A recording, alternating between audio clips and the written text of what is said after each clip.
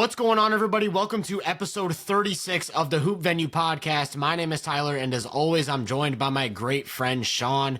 We are now in the final one, maybe two games of the NBA season, so it's time to start talking about the playoffs. We are ramping into playoff mode, but we don't actually have the matchups yet. I don't even know. I think the play-in games might be locked in. I'm not 100% sure, at least in the West, I think they are. The 9-10 is, and that's the 9-10, yeah. The 9-10 is, so the play-in games, we don't even know what play-in games to preview yet.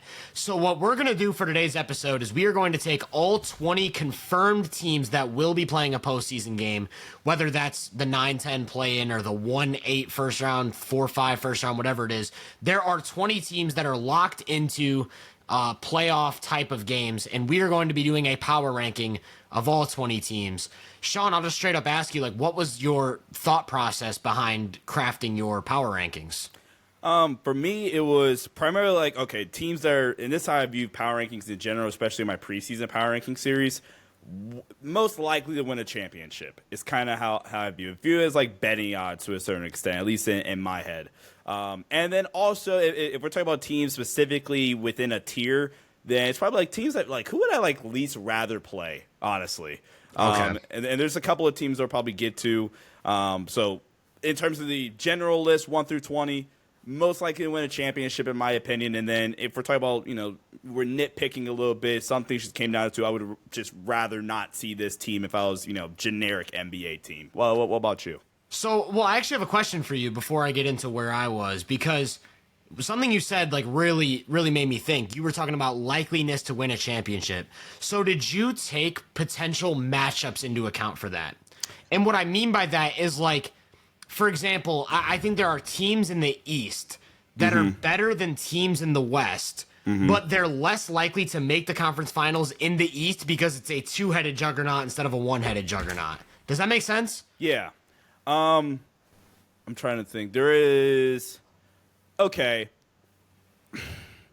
team in the East that is probably on, I would say, the same level at the very least. I think there are very contrasting styles.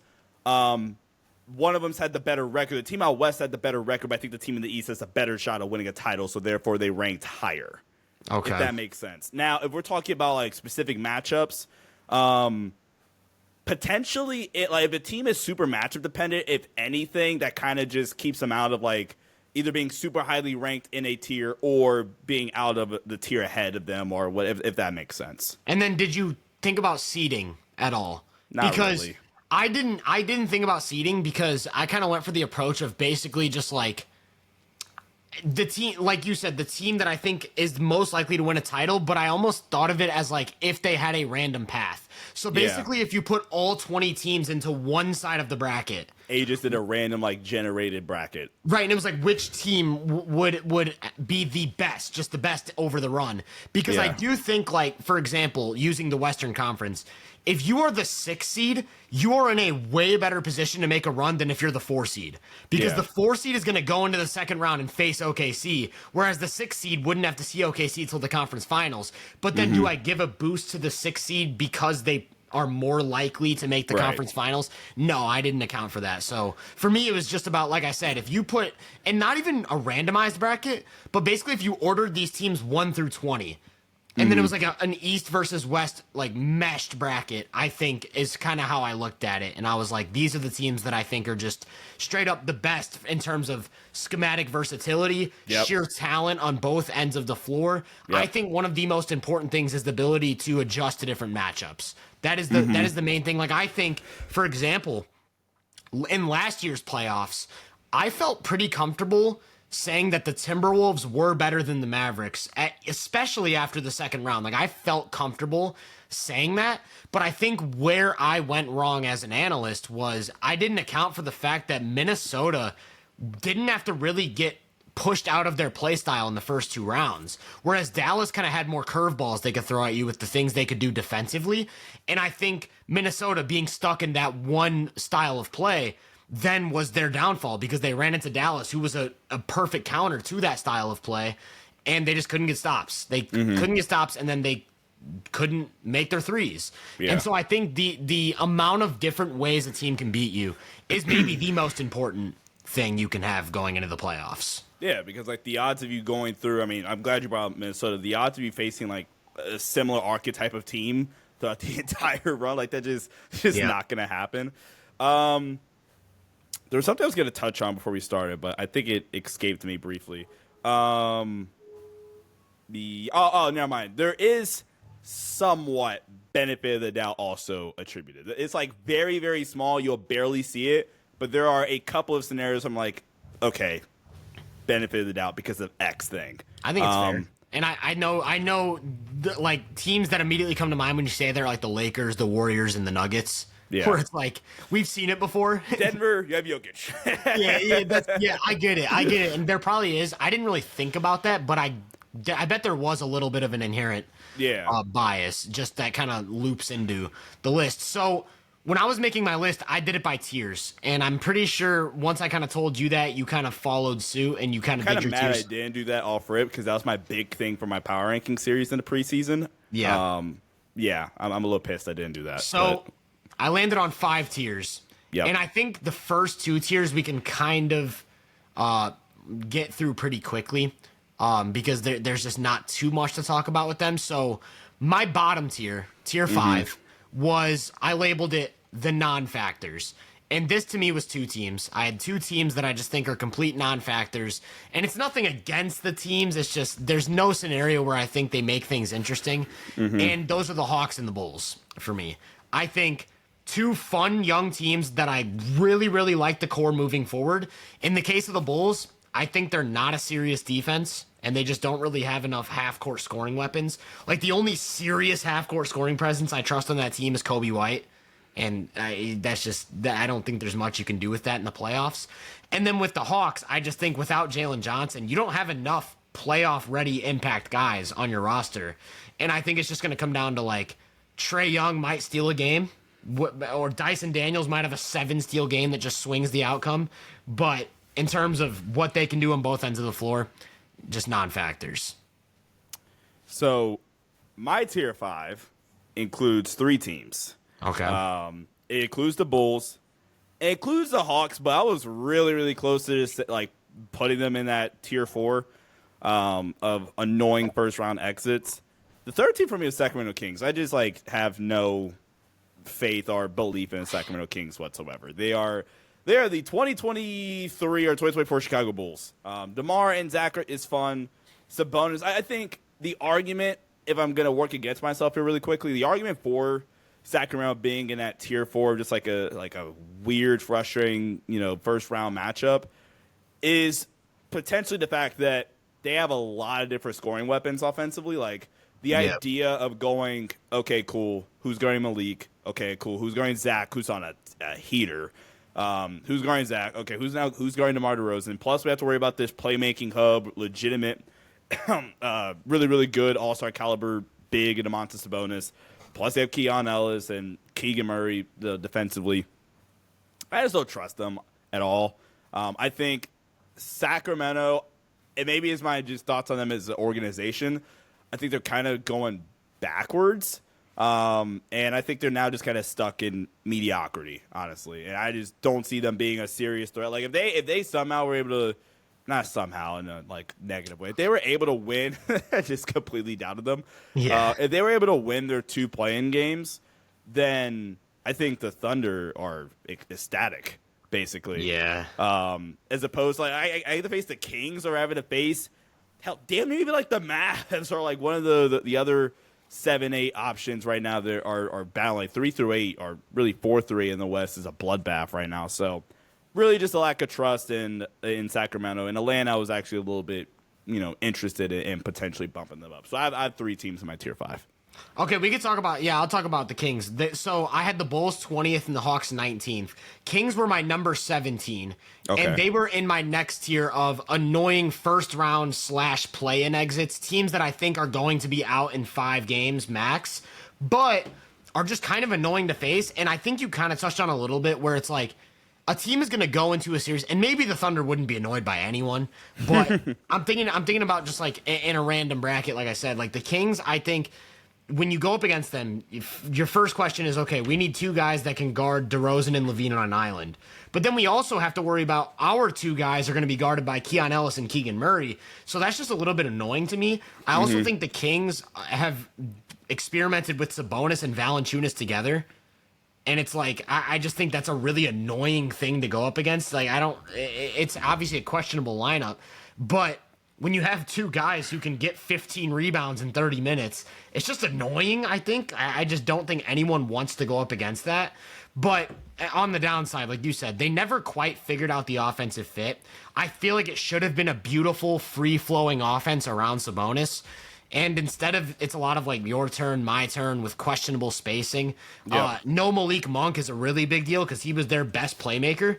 And then you have like this gimmicky defense where they'll go on stretches where they look good defensively, but then they'll go on stretches where they look like the worst defense in the league.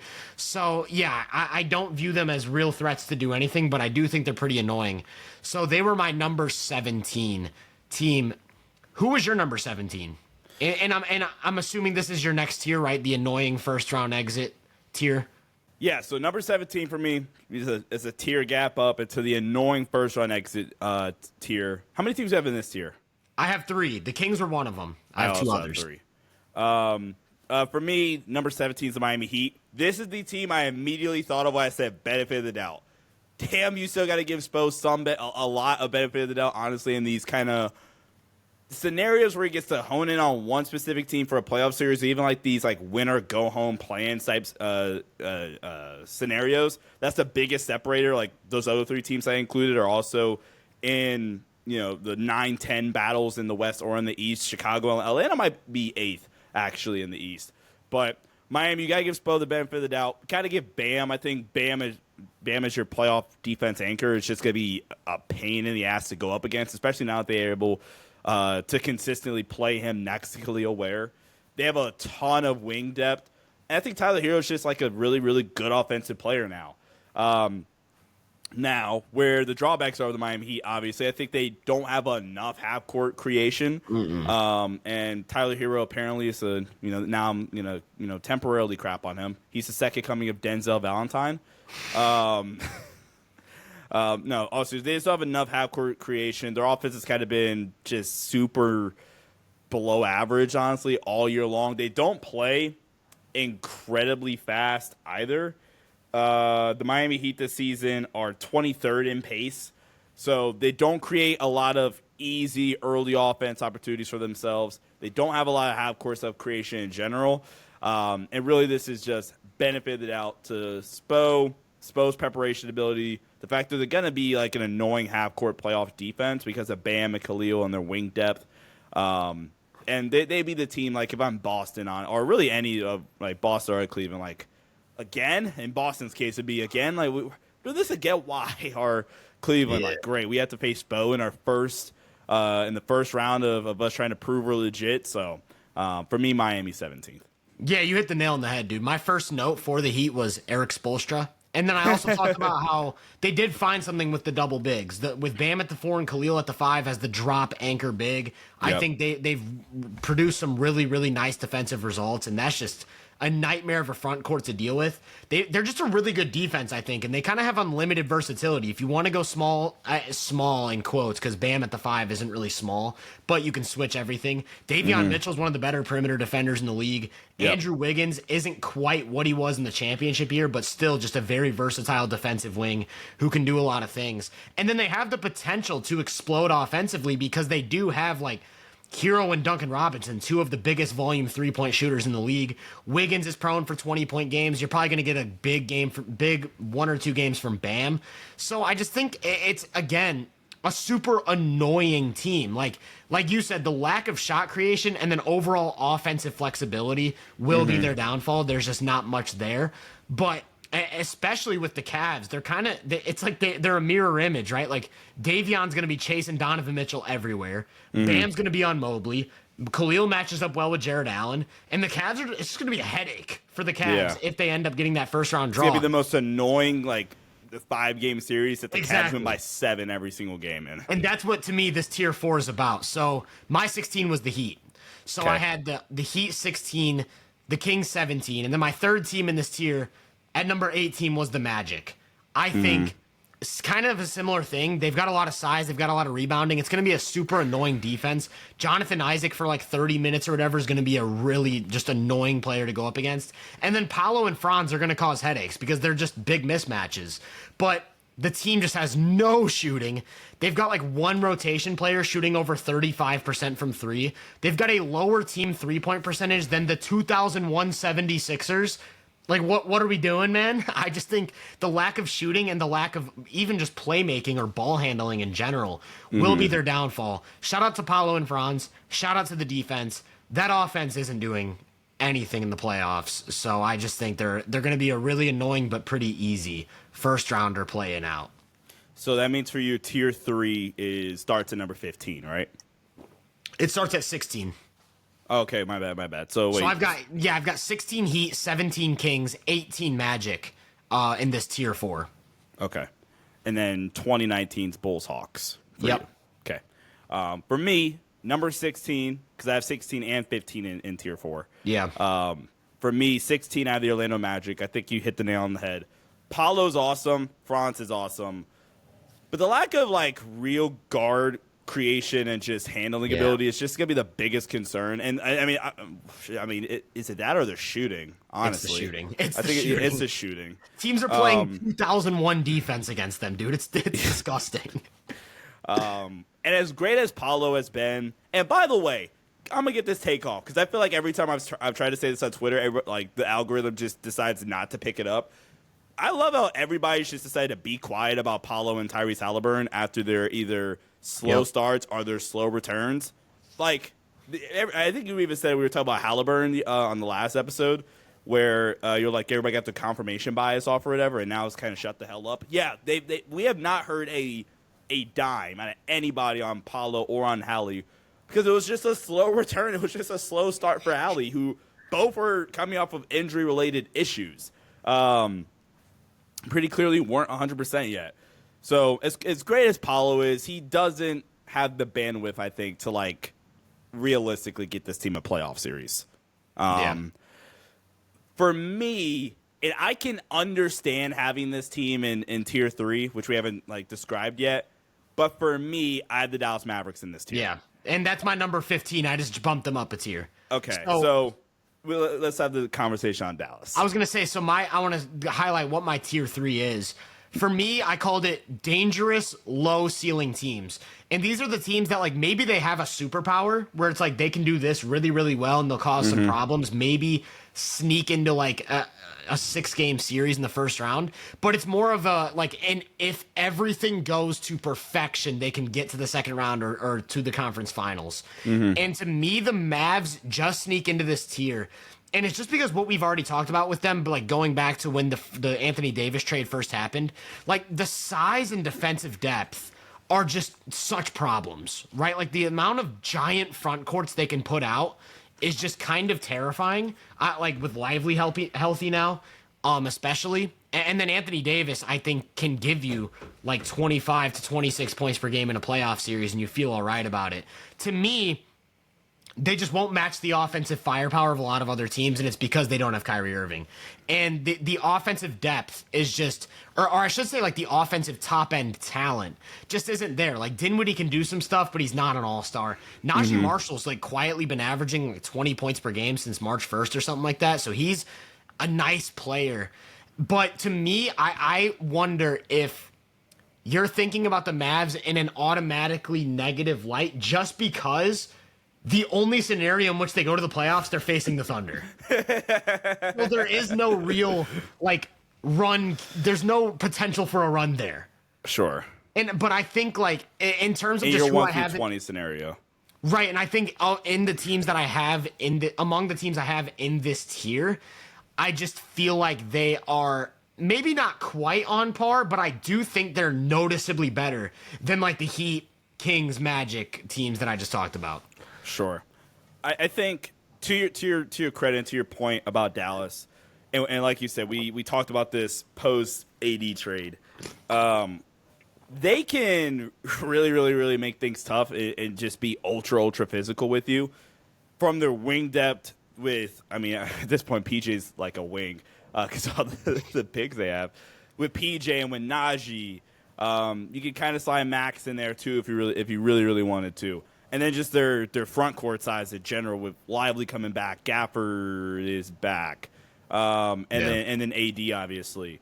I think, and again, this would be the argument. I think the biggest argument is their size and their playoff defense with J Kidd. Honestly, I think that's the biggest argument for Dallas.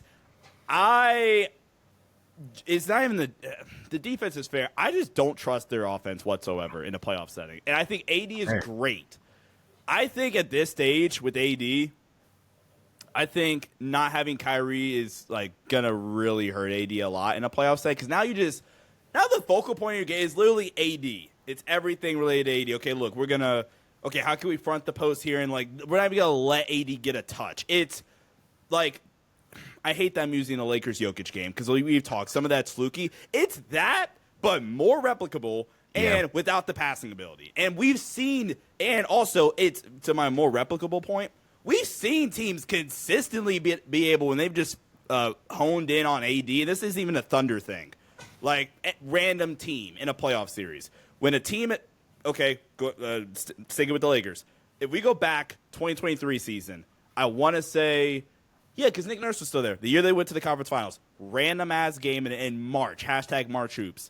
The Raptors come to LA and they completely eliminated AD from the game. Completely. Now, granted, the Lakers had, and Nick Nurse is a sicko, but the Lakers had Bron and AR and, that team post All-Star break was really, really good. So they're able to be fine. The team eliminates AD. I just don't trust them. Eliminate AD, we're talking still probably a 20-point per game series or whatever. I think AD will still have those games where he pops off. Yeah. But I just don't take Dallas seriously enough from an offensive firepower standpoint, and the fact that I think teams could just eliminate AD as much as possible offensively, to where I can even really see them getting a second game or potentially stealing a series in a 1 through 20 scenario, if that makes sense. Although they were really close for me to still putting them in that tier 3 because of all the things we talked about, their physicality, their size, and their athleticism in general, I think, and then just the fact that Jason Kidd is a really good playoff coach. I think he's actually pretty underrated as a coach as well. Yeah. So that's why I have Dallas 15. Same spot, but one spot down in terms of the tiers. Yeah, I'm kind of back and forth because I agree with everything you're saying. I almost feel like the Mavericks are in this weird space where I almost feel like they're an obvious number 15. I feel like they're not good enough to be on par with my next 3 teams, but they're a lot better than the 3 teams I just talked about. Yeah. So I don't know what to do with them, so I just stuck them at 15 and I bumped them up a tier, but I could also bump them down a tier. I'm kind of 50-50. I'm glad we both had them 15, though, because that's what I feel strongly about. I feel like they're just obviously 15th. Now we get into, I think this was the hardest part of the list, personally. 12 through 14. So my tier 3 is 12 through 14. I think you said yours before the show was 10 through 14? Yep, my tier 3 is 10 through 14. So mine is 12 through 14, and this to me was the weirdest spot on the list because I don't know what to do with these 3 teams. And no matter how many times I flip it, I think I'm underrating the team at 14. So I'm going to put you on the spot. And just do my 14? Yeah, who's your 14? My 14 is the Memphis Grizzlies. Okay. Who's your 14? Well, let's talk about the Grizzlies first. The Grizzlies I actually had at 12. Okay. And I was very much they were one of the teams that I kind of kept going up and down with. I think they have a negative 1.8 net rating since the deadline. And I feel like historically, net rating after the performance after the trade deadline is a really good indicator of what you're going to look like in the playoffs. Yeah. Case in point, last year's Mavericks going 25-5 or whatever after the deadline and then rattling off a finals run. I think the Grizzlies are playing their worst basketball at the worst possible time. I'm not sold on the half-court offense, and we've talked about 50 times how the depth just isn't going to be as valuable when teams... I don't think the transition's going to be as valuable either. Right. So I think there are things to worry about, but I feel like I almost gave it to them over these other 2 teams just off of the sheer amount of playoff playable players and just overall top to bottom talent. I think I think first of all, they've got arguably 3 all-star caliber players. Desmond Bane, I think, is kind of a tweener. I'm ready to call John Morant that again with the way he's played recently. Yeah. And then Jaren Jackson Jr. is still just an elite two-way player, probably one of the top 20 or 25 players in the league. Zach Edey's looked really, really good recently. We talked about Santi Aldama and Scottie Pippen Jr. on our last episode, and I just think those are two, honestly, players that are positives on both ends of the floor and just do a lot of good things. Jalen Wells is out. That's a factor. That's a big factor with his broken wrist. Was it a broken wrist? I think it was. Amongst other things. Other things. Glad he's all right. Yeah, he's I think good. he already got discharged. He did, and he was doing well, so I'm glad for that. Yeah, I think they've got like 7 or 8 guys that you just trust to be positive, playable players. And I just think that goes a long way when you do have 2 or 3 all-star caliber players. I don't know. I'm not even selling myself on the case. I don't feel good about it, but 12 to 14 is definitely, I think you can, rearrange. Now, potential spoiler, I do think there is, like, we were like a kind of similar situation to the Mavs, actually, for me, at least, with my 10 and 11. There was a way you could, like, do a tier within a tier. That would be 10 and 11. Like, I think they are clearly better than 12 through 14, but there's something about both of them that we'll get to later. Memphis, reason why they're 14th, while I agree with a lot of stuff you said, I think they have 7, potentially 8 guys that you really, really trust in a playoff setting. And Josh starting to get back to form. Jaren's been a consistent guy all year for them. We both had him as an All-NBA player. And Desmond Bane's just also kind of been relatively consistent for him, especially offensively. I guess the biggest thing for me with Memphis, outside of the net rating point that you already kind of highlighted, thanks for the lob. By the way, Memphis, out of every playoff team, it has there's only one team that has a worse net rating since the All-Star break than Memphis, and that is Denver. Since the All-Star break, not the deadline, since the All-Star break. Denver has a worse net rating. But it really comes down to, for me, I think what Memphis does best, or what they want to accomplish, I just don't buy translating. And that's their depth, their pace. They've kind of, reorchestrated their half-court offense to be a little bit more job ball screen centric and ED ball screen centric, which I think has benefited them a lot over the past 10 or so games, basically since the Taylor Jenkins firing. However many weeks or week or two now. I still don't trust their offense in a half-court setting developing in the playoffs, honestly. Yeah. And I also think, especially now losing Wells, I think their playoff defense is very overrated. Like Jaren's obviously really, really versatile, elite defensive player, but I think his inability to anchor and the fact that you're almost going to have to play Edey, I think it just makes them super one-dimensional defensively. And I think losing Wells also hurts them from a point of attack standpoint. So that's why I have them 14. I absolutely understand like reordering them and making them like 12 like you had them, or 13th even. I think I had them 13th for a second. But I just don't buy any of what they want to do working in a playoff setting. That's fair. That's totally fair. And I actually do want to circle back to the Grizzlies once I get to my 12. Okay. I do wonder if we have the same 12 through 14. My number 14, and I feel really bad about it. Like, my first bullet point with them is, am I underrating them? And my 14 was the Pistons. Yeah. And I don't feel good about it. So going back to the net rating point, they've got a plus 7.7 net rating since the deadline, which is just... Deadline was what, February 6th? 7th? Yeah, February 6th. And that's just elite, man. Plus 7.7 is elite stuff. It might be like 5th in the NBA since the deadline. And that immediately made me think, like, okay, I might really be underrating the Pistons because they're a really, really good team. And I really like what they've built around Cade offensively. But my question is whether or not there's a level of over-reliance on him. Because I was looking at the Pistons roster top to bottom, and I asked myself the question, who else on this team in their playoff rotation can slow things down and create an advantage? And it was like Dennis Schroeder and Marcus Sasser, the only other two where I'm like, maybe? Yeah. Maybe? And so... Where you missed Jaden Ivey for sure. Oh, 100%. 100%. And then you're going to have to like probably run some stuff through Tobias Harris in the post, which I'm a Tobias Harris guy, but come on. Let's be serious.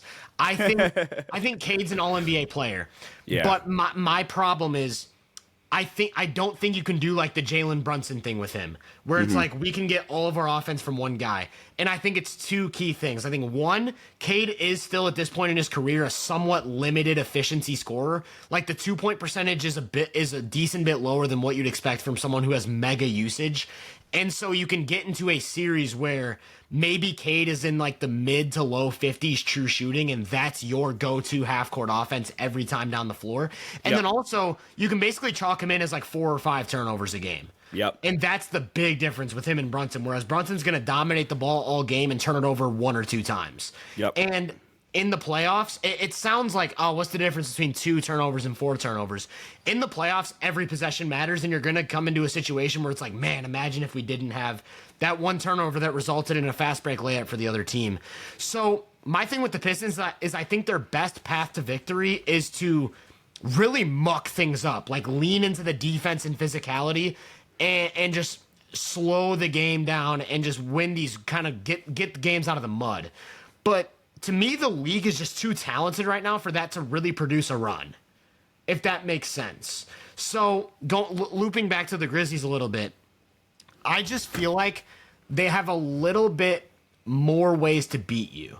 Whereas the Pistons, to me, kind of feel like a one-dimensional offense where it's like Cade is going to dominate the ball, and then we'll run a few possessions for Beasley and Hardaway Jr. off of screens, maybe a Tobias Harris post up here and there. I think the Grizzlies are like more mismatch exploit. Like they can really attack specific matchups where it's like maybe Jaren Jackson has a really good matchup for the series and they're going to lean into the post ups. Maybe Jaren Jackson is going up against AD, so now we need John Edey to run the spread pick and roll. Or maybe we need to run some flare stuff for Desmond Bane or run things through Scottie Pippen Jr. as an initiator, get Ja off the ball. Yep. I just think the Grizzlies have, even if I don't trust their half court offense, I do think they have a few more ways to beat you. And then, like you said, they have the transition thing, which certain defenses might not be able to take that away. And that just gives their offense a much higher floor than what you see with the Pistons. So I do come away from this feeling like I'm underrating the Pistons, but I just think there's an over-reliance on Cade, and I do think Cade is still just a little bit away from being like that one-man guy that can get you into a deep playoff run. Yeah, so I have the Pistons 13. So I think we have the same number 12. Well, my 12 was the Grizzlies, but oh wait, so I think 12-13. Yeah, I had the Pistons 13. I think part of it is I think I trust their defense a whole heck of a lot more. Asar's so good. Asar's awesome. He would have, I think, been a shoo-in. I think that's fair for us. If he had met the game requirement, he would have been a shoo-in for all defensive nod. Probably, yeah. Jalen Duren has taken a ridiculous leap compared to like where he was as an anchoring big defensively. JB Bickerstaff needs a statue for helping that development in Detroit.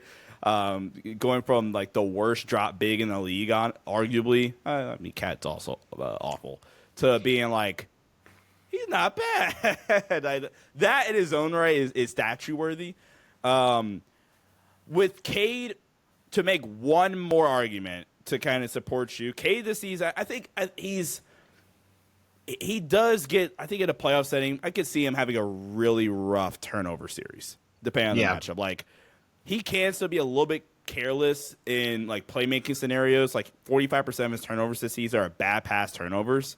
A lot of those are going to be in live ball scenarios as well. So, and to your point about, winning possessions and trying to, every possession basically mattering in a playoff setting, being legit. I think though, in general, Detroit, their top 10 offensive rebound percentage.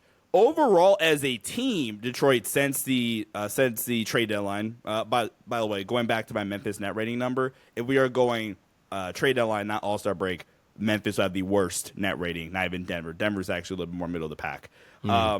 Detroit's 10th in offensive rebound percentage since the deadline. They're 12th in turnover percentage since the deadline. So, okay, Cade will have his 4 or 5 turnover series. I think in general, though, they're still going to be fine and be able to win the Mavs game and win extra possessions because of their toughness and how hard they're going to play.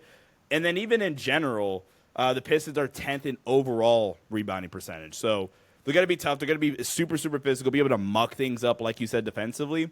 And this is why, again, like I said, I had Memphis 13th, I think, and Detroit 14th for a second.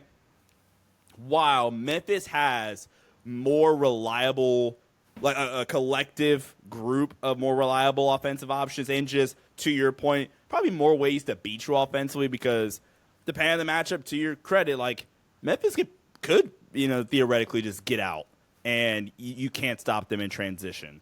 Or there's a series where, okay, look, we have Josh going to get his 20 or whatever, but Jaren, we love our post mismatches, or even him as a driver in this series, or Desmond, et cetera, et cetera.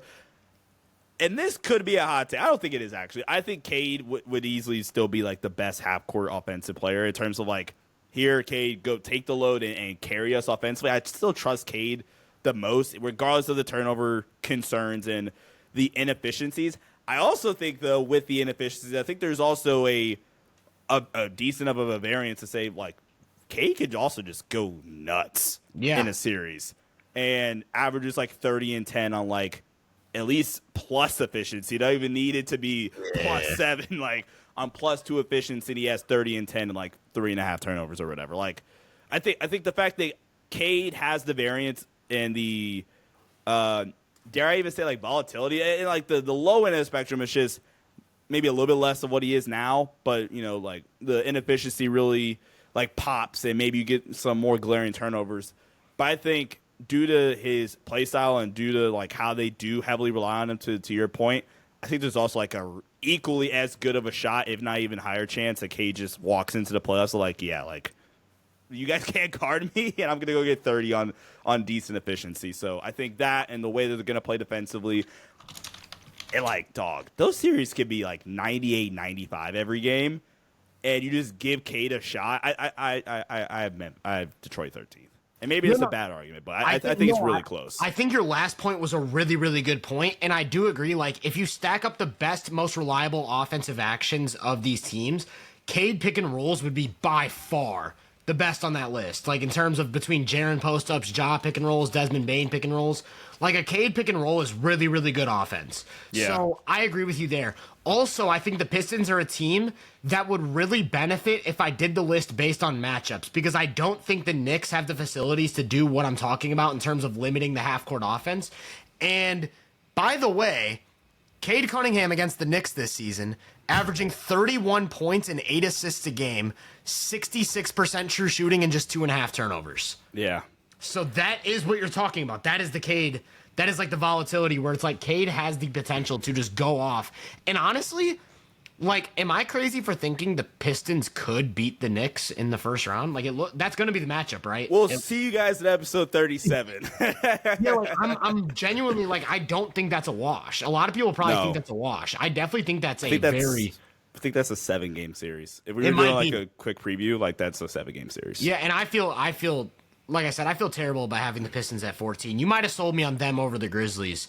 I'm kind of 50-50. Same with 13. Like, keep in mind, I have a team in between them. Really, really quickly, if we were to go, so far this season, I don't even know why I'm saying so far this season. The season's over. Season's over. With 1 game left. Right. All right, so on the year, there have been... there are 102 players in the league that have the average 6 pick and roll possessions per game, including pass outs. Cade Cunningham, in terms of points per possession, points per Cade ball screen, whether it's him passing it out and the offense plays from that, from the advantage that Cade creates, or Cade scoring. Cade in points per possession is 29th out of 102 players, 1.044 points per possession on the Cade Cunningham pick and roll. Some notable names that he's ahead of: Devin Booker, Donovan Mitchell, Kevin Durant, James Harden, Jaylen Brown, that's a notable name, Ja Morant, Desmond Bane. And if we're going on possessions per game, then Cade also has this even further helps Cade's point. Cade is second in the league in pick and roll possessions per game. It's Trae Young. The gap between Trae and Cade even is insane. Yeah, absurd. It's absurd. Trae number 1, Cade number 2. So essentially, again, this high volume pick and roll operator, but also like still a really in pick and roll settings, like you said, really good offense, so you live with that, right? You live with 1.04 points per possession. That's a win for you as an offense. Brunson's 3, by the way, actually, in terms of possessions per game. So I just trust Cade, the offensive engine, and trust that the volatility kind of works out for me in terms of Cade's performance, and I trust their defense. I trust their defense a lot with the SAR and just the bodies they can throw at you. Stu, Ron's like just this big ball of energy defensively. And then legitimately Duren being like a fine defensive player is huge. Good, I'd say good. Like he's a good defensive player at this point. It's huge. And then Schroeder as like a full court 94. I forgot about Schroeder. Yeah, they do have. They trust Bees a lot defensively too. Actually, like, they've got some pretty crazy defensive personnel. Cade's not a bad defender anymore. Yeah, I don't know. I don't know what to do with the Pistons, but my 12. I'm gonna stick with my original list for now. I might reorder things before we like recap at the end. But I've got 12 Grizzlies, 14 Pistons. My 13 is, I'm assuming, is your 12. I have the Milwaukee Bucks. Yeah. So. With Giannis. the Bucks. So my question, I haven't heard anything on Dame. Is he gonna play in the first round? I don't know. The last thing I heard was like maybe, he might be there. I don't know. So that automatically is like the big question. Like, I think if Dame is fully healthy, chalk him in as 12. If Dame's not gonna play, maybe I slide them down to 14. So I kind of just threw them in between. I don't know, but I think I could have bumped them up just off of the fact that the way Giannis is playing right now is ridiculous. It's ridiculous. He is insane. Out of his mind right now. That damn near 40-20-20 game. Like, what was that? What was that? Like, he's peaking offensively pretty clearly to me right now. And the Bucks have been a sneaky good defense in the last recent stretch. Kevin Porter Jr. has been amazing off the bench. He was like the worst player in the league for the Clippers. So I don't know what happened when he got to Milwaukee, but he's been a huge addition. AJ Green is an absolute sniper. I know you saw the 3 that he pulled against the Timberwolves. That was, I don't know what he was thinking, but that was a bucket. My concerns with the Bucks. I talked about this last time we talked about them. I do not like Brook Lopez at the 5. Yeah. We did talk about that. The slow feet, the just chucking threes every time, never passing the ball. Not rebounding. I just do not think he can be your 5 in the playoffs. I think, especially with the way the bracket is shaking up, if their first round matchup is Indiana, Brook Lopez probably can't play more than 15 minutes a game. Yeah. Also, the Bucks. Let me ask you this question about the Bucks rotation: how many players are positives on both ends of the court? It's Giannis. That's the only one. Giannis. He has to be literally perfect. About that. He has to be literally perfect for them to do anything, and I just don't think they have a high ceiling. That's my like going back to what I called this tier, the dangerous but low ceiling teams. The Bucks don't have a high ceiling, and it's because they don't have two-way players. They have some offensive firepower, but then those lineups can't defend. I don't even know if they have defenders anymore. Like, I don't think Andre Jackson's gonna play. Yeah. Kyle Kuzma had a really good stretch when he first got traded and has just been a disaster ever since. You're probably needing Bobby Portis to play like 30 minutes a game. Yeah, I think there's just so much wrong with the Bucks roster construction, and I can't just keep bumping them off and can't keep bumping them up and just saying, oh, they have Giannis. Like, it's not that simple. It's not that simple. Well, they have Giannis. They do have Giannis. They do have Giannis. Honestly, it might legitimately just be that for me. Like, they have Giannis. I think Giannis is still like one of the 5 most like difficult players to game plan for in general. Yeah. And I think like if we're talking about dangerous team, I think Giannis is genuinely, and then we're not even talking about like if they're able to get Dame back. I think Giannis is still elite enough to where if he's able to be fully healthy, that's the one thing actually that kind of concerns me is for a few years in a row now, we've gotten to the playoffs and like game 3, Giannis like suffers this injury and they get smoked the rest of the series. So it's actually like low key been a little while since we've seen a full playoff series. Or the Boston series was the last one in 22. Yeah, 22, and that was a series. That was a series, right? So I do think Giannis, even though that Milwaukee team is in terms of the surrounding cast is like just clears this Milwaukee team. Yeah. I do think Giannis is legitimately still elite enough to where if we had to, again, going back to my Pistons argument a little bit, we had to isolate, like, okay, can this player just give me a series off of their strength and will alone? I think Giannis can still do that, regardless of matchup. Easily. Like, not name Cleveland. Yeah, I know what you mean. But, like, Giannis has maybe, like, besides Jokic and then maybe Shea, Giannis has the highest floor in the league. Like, his floor is so high. You basically know what you're going to get with Giannis on both ends. And it's on the other team to be like, okay, how can we limit everything else? Yeah. And I do think there is like a level of offensive firepower with this Bucks team that they can really lean into, but that hinges on Dame being there.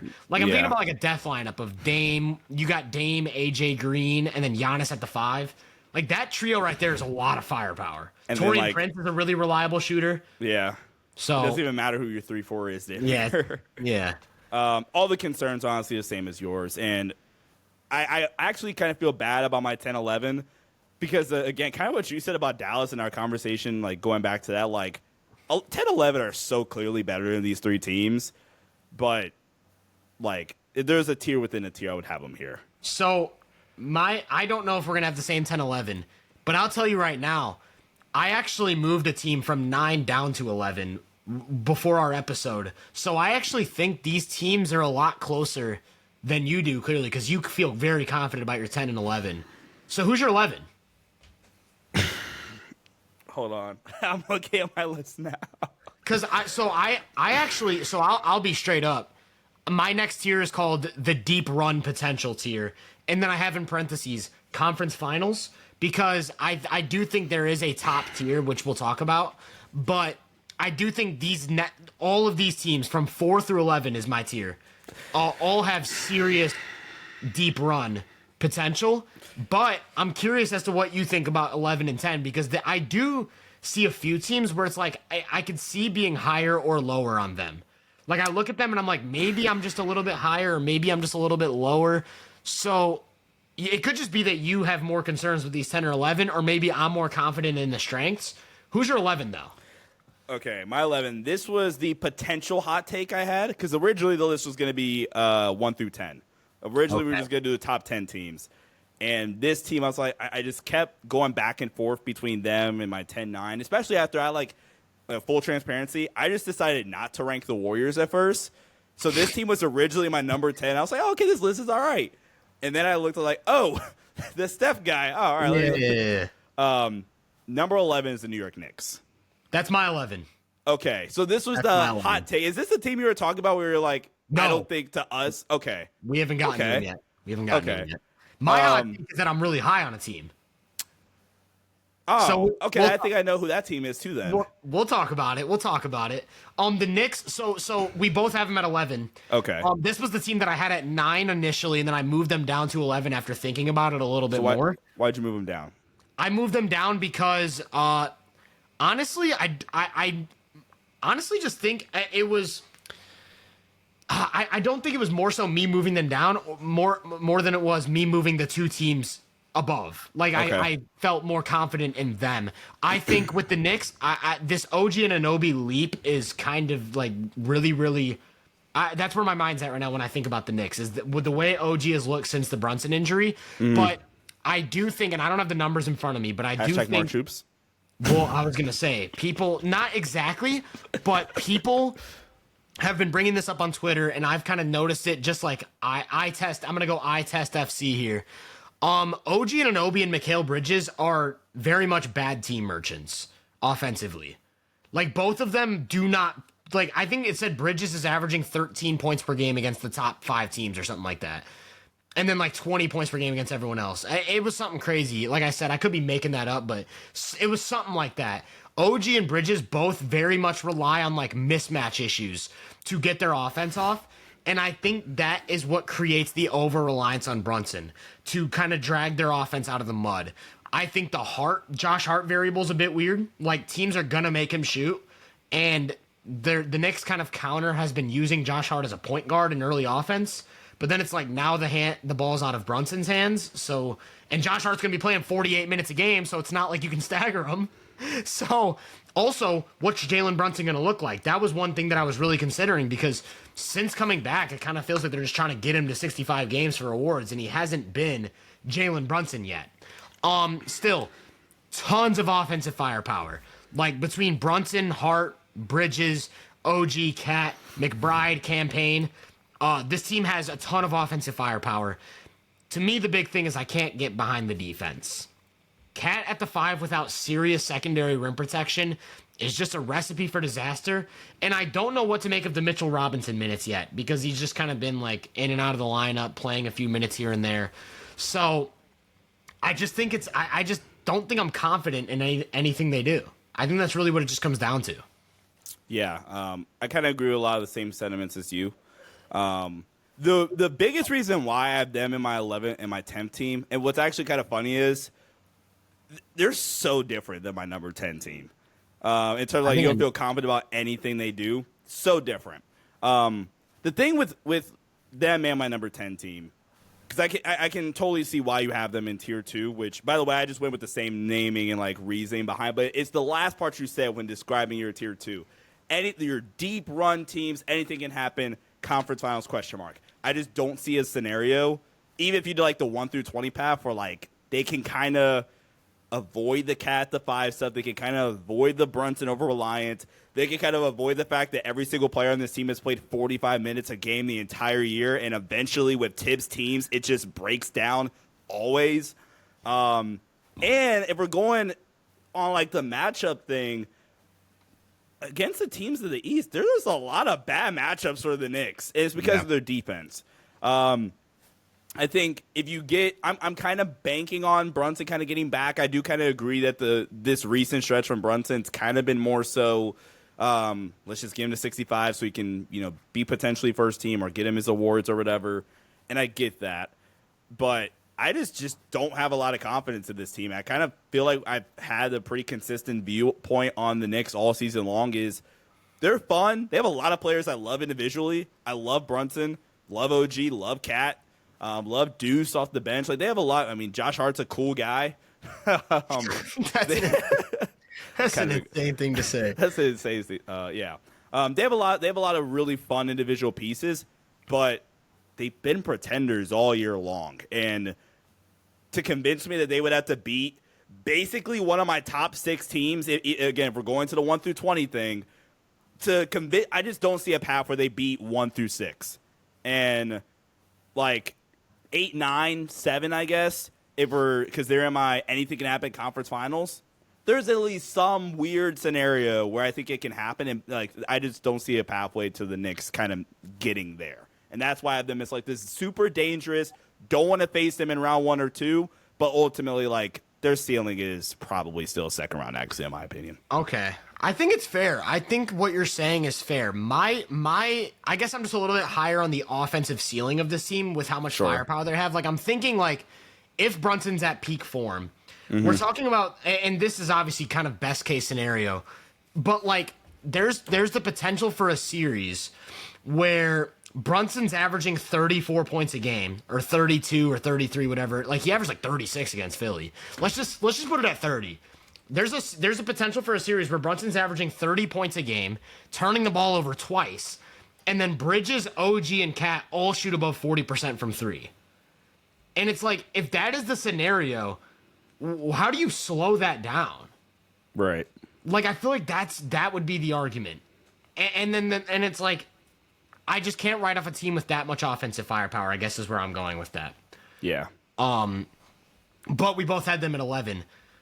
So your number 10, you said it was a very stark contrast where you were very confident in what they do. Is that what it was?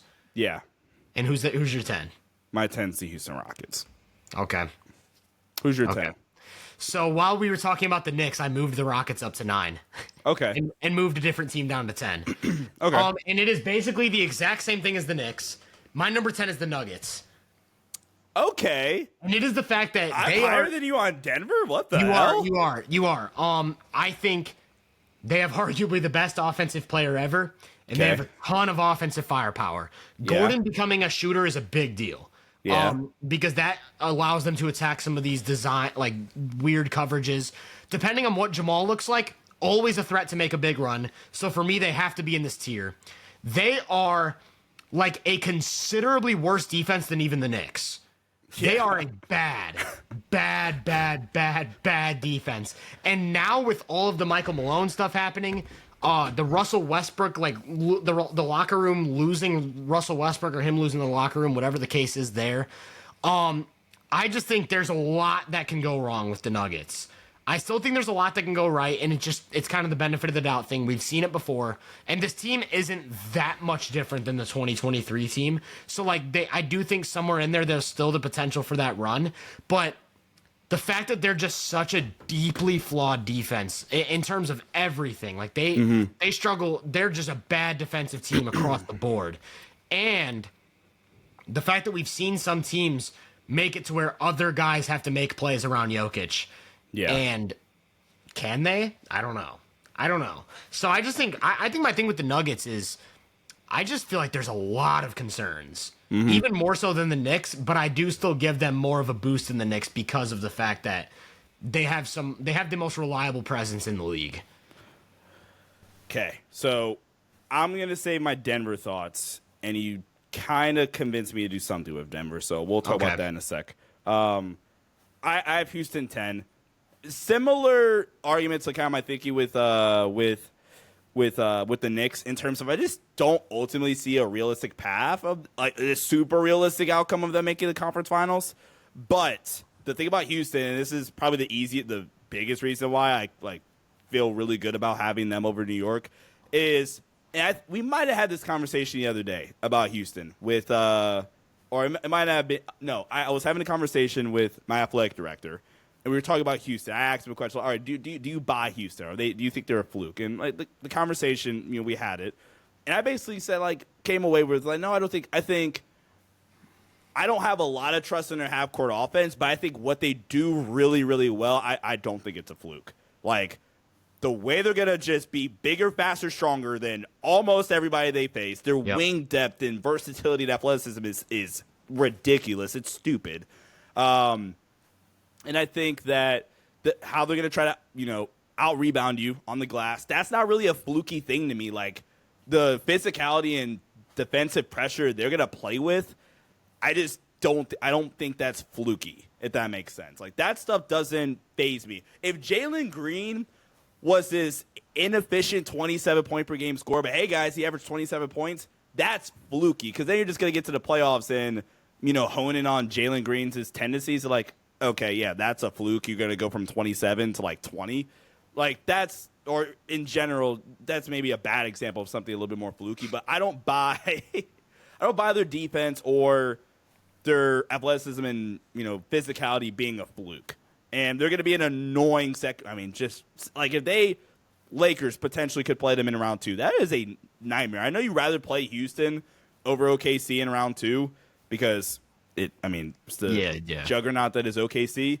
But Houston in a second-round matchup or first round in general for that 7 seed is not necessarily this great reward because of how grueling of a 7-game series is going to be. You're going to come out of it just banged up regardless. Biggest thing for me with Houston is I do not trust any of their half-court offense. I think they easily, out of 1 through 14 on my list, have the worst primary half-court option out of any team here. Yep. Hell, 1 through 16 with 15, 16 being Dallas, Orlando. And I think the lack of elite, although they're going to rebound the hell of the ball, especially on the offensive glass, I think the lack of true half-court scoring and creation, if we talk about Denver and Houston, a playoff series, can Houston consistently, are they going to be able to attack Denver in the way that I think a lot of these other top-end teams would from a half-court sense? Okay. I think if Houston-Denver played in round 1 or in round 2, that would easily be Jokic's best defensive series. That's fair. I share a lot of the same concerns. I'm not 100% sold on the half-court offense and specifically the spacing. I also I'll try and sell you on the Rockets, and I have them 9th. They were the team that I just bumped above Denver, so I'm not much higher on them, but I'll try and sell you on why I think they can make a deep run. I think, first of all, just with the way the matchups have shaked up, or like the standings, I'm surprised you don't give them a higher chance to make the conference finals. Like, there's a very, like, as of right now, their path could be Grizzlies then Warriors. Like, you don't think they could very easily win both of those series and then make the conference finals? Down Lakers. My bad. You don't think the Rockets could? You don't think the Rockets could beat the Lakers in a series though? Not really. That's my question because I definitely think they could because I'm looking at a team that is now playing like 14 to 15 minutes a game of Şengün and Adams on the floor together against the Lakers team that has 20 minutes of quality center play a game. Yeah. And I'm like, okay, what do you do with that? Because, by the way, the lineups with Şengün and Adams on the floor together have an offensive rebounding. Guess their offensive rebounding percentage. 60%. And that's that's absurd. It's 51.8. Okay. So when a shot goes up for the Rockets and those two bigs are on the court, there is more than half of a chance that they're going to get a second chance. Yeah. And second chance offense is automatic. And so, like, and it also depends on who they have on the floor together. Like, Amen Thompson is averaging 3 offensive rebounds per 75. Şengün is averaging 4. Steven Adams is averaging 7.7, which is the most of any player in NBA history. And I think that the selling point with the Rockets is that not only do they have insane defensive versatility, I'd say they're the second, maybe, probably third. I'd say they're the third best defense in the playoffs. I would say it goes OKC and then Boston. I think OKC and then Boston. 4 would probably be Minnesota. Who would be 5? 5 would probably be the Clippers. Who's 6? Who are you? Who am I missing? No, knowing you, I'm surprised you haven't said Golden State yet. They don't have a center. Playoff Like, on. Yeah, so we'll talk about Golden State. Yeah, we'll talk about Golden State. But I think these other defenses have a little bit more like lineup versatility. Like the Rockets can go small. They can go Jabari Smith at the 5 with Amen Thompson and Tari Eason. Or they can go jumbo. There was a lineup they ran against the Pacers on March 4th. Amen Thompson at the 1, Tari Eason at the 2, Jabari Smith at the 3, Şengün at the 4, and Adams at the 5. The shortest player in that lineup is 6'7", and guess who has the shortest wingspan in that lineup? Hold on, you said it was Amen Thompson, Easton, Smith, Şengün, Adams. Guess who has the smallest wingspan? Is it Eason? It's Şengün. Şengün has the shortest wingspan in that lineup. So it's like, how do you get rebounds and how do you score? Also, every single time they go to that double big lineup, they go to a 2-3 zone. And a lot of teams are just going to struggle to beat a 2-3 zone that has a bunch of athletic wings and 2 7-foot, 250-pound behemoths just bodying you in the paint. They have a +7 net rating since the deadline. They're the best rebounding team in the NBA by far. And here's my selling point. I do not trust their half-court offense on a game-to-game basis at all. But you might be able to tell me to bump them up a tier. So hold on. They're going to dominate the possession game against every team except for OKC. They're going to dominate the possession game, and they have enough of these volatile offensive players where I think they will get one game from each of them. So here's what I'm saying with that. You are going to get a game in every series where Van Vliet is unconscious from 3. Makes like 6 or 7 threes. It happens every time he's in the playoffs. You are going to get a Jalen Green game where he goes off for 30, maybe even 2 of them.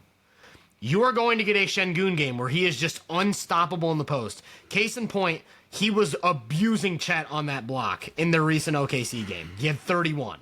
Jalen Green also had 35 in that game. Jabari Smith is prone to go for 20. You are going to get a Dillon Brooks game. I'm sorry to say it, but you are going to get a Dillon Brooks game where he just makes like 6 threes. So here's my thing. The floor is we are going to dominate the glass and we are going to shut down your offense. The ceiling is we get 1 game from Van Vliet. We get 1 game from Green. We get 1 game from Şengün. And so we're just getting like 100 points on the board. And that's all we need because we already slowed the game down and did all this other stuff. So that's my selling point with Houston. I had them 9th, but I actually think they're a lot closer to being like 5 or 6 than you're maybe giving them credit for. And also my other selling point would be they're the only team that beats all of the top teams. They beat the Thunder, the Cavs, and the Celtics this season. They might have beat All of them twice. So I don't know. They dude. swept Boston? I don't know. I think they swept Cleveland though. Okay. And I know they beat OKC twice. Yeah, dude, Yeah. they're dangerous, man. I'm sold on Houston. The half court offense is so questionable, but I'm almost like, doesn't matter if you're gonna grab half the offensive rebounds. Okay, so you did enough. I'll bump them into tier 2 because what I was going to say before you went on your selling point was they're easily the team. Like I felt awful leaving them out of tier 2 compared to the Knicks. Like I feel like chips in. I feel good about where I have New York at in tier 3. And I feel like I kind of be going against my own logic about like what they do really, really well, not being fluky. Specifically, like I brought up the offensive rebounding point, and like, I'll bump them up to tier 2. Still have some half court scoring problems with them, but I'll bump them up to tier 2. I think what they do well is so elite to where you could run into some matchups where my concerns don't even matter. To your point. Can I ask you a question? Maybe. Of every single two-man pairing in the NBA to play at least 150 minutes this season, which duo has the highest net rating? Is this Steven Adams and Sengun propaganda? It is. Go watch Tyler's new video, guys. Sengun and Adams. Do you know what the net rating is, by any chance? They have the highest, you said? I'm trying to think of like... Of any duo with at least 150 minutes. I'm going to go plus 27.5. Plus 35. Rats. They've got a 128 offensive rating and a 93 defensive rating. Who would be 2, do you know? I'm assuming you do. Dude, I'm pretty sure 2 is Jay, Will, and Kenrich. So... I would... Yeah, right. That's also the one with the highest offensive rating. They've got a 133 offensive rating. Yeah. And so here's my other point. The Adams and Sengun lineups have a 128 offensive rating, but it's only like a 58% true shooting. So it's all just dominating the glass and getting more shots than the other team. And I think that's not like you said, that's not a fluke. Yeah. Like what team realistically can stop them from grabbing like 20 offensive rebounds? That's what I'm saying. Like that's why I feel like I kind of had to. And that's kind of my thing with Denver. Like Jokic is going to have his hands full dealing with Adams. Can Gordon like handle Sengun in the post and on the glass, like on the block? Because my thing also, my other thing, which was kind of my main talking point in my recent video, Steven Adams has to be defended like a spacer almost because of the passing. No, the offensive rebounding, I was going to say. Like, his role on offense is literally just a battle for position, the entire possession. And rim protectors don't leave him, because if you leave him, he's going to get the offensive rebound. And so Sengun just finds himself playing in single coverage all the time. And Sengun's averaging 1.06 points per possession as a post-up player. So it's like, if that is your half-court offense, that's tough, man. That's tough. I think the Rockets are I think they're deeply flawed, but I think they're just a really weird curveball. Whereas, like, I think they're one of the hardest teams to game plan for. Yeah. All right. So who was your number 9? My number 9, I did actually bump them down a spot. Denver? Yeah, it's Denver. Okay. It's really the fact Jokic is insane. And it's a lot of benefit of the doubt. This was probably, outside of Miami, the biggest benefit of the doubt scenario, because Jokic is, like you said, one of the, I mean, we did it on the live stream last week, so I don't even know why I'm saying one of. He's the greatest offensive peak ever. Well, hang on, I had him second. You had the greatest offensive. Speak for yourself, first. Sean. You had him first. Don't put that in my mouth. Right. You already have the Jokic Stan allegations that you're trying to beat. Yeah. Oh no, my bad. It's Rudy Gobert. My bad. I'm not trying to beat those. I accept that. That's my role in society. Is Rudy Gobert stand? I'm not even gonna lie. It's really just the fact that they have a lot of offensive firepower in a best case scenario, and the fact that Jokic is still probably the toughest player to game plan for in the entire NBA because of the elite generational even levels of be able to combine the scoring and the playmaking. Yep. And he's done it better than he ever has his entire career, better than the MVP years. We talked about the volume scoring at the beginning of the year, and you kind of, wishing it to existence. Well, he's now a 30-point per game scorer, also being like the best playmaker in the league. I'm trying to think like unless you want to go guard route, but even then, easily the best like non-guard playmaker in the league, if not all time. No, all time. Yeah, I if we're going non-guard, then that's probably like easy.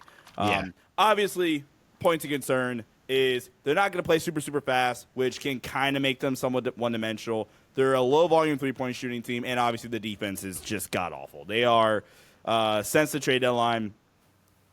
Sorry, Denver is 24th in defense, 118 defensive rating, easily the worst defense out of any team in contention of 1 through 6. The next worst defense since the deadline would actually be the Lakers.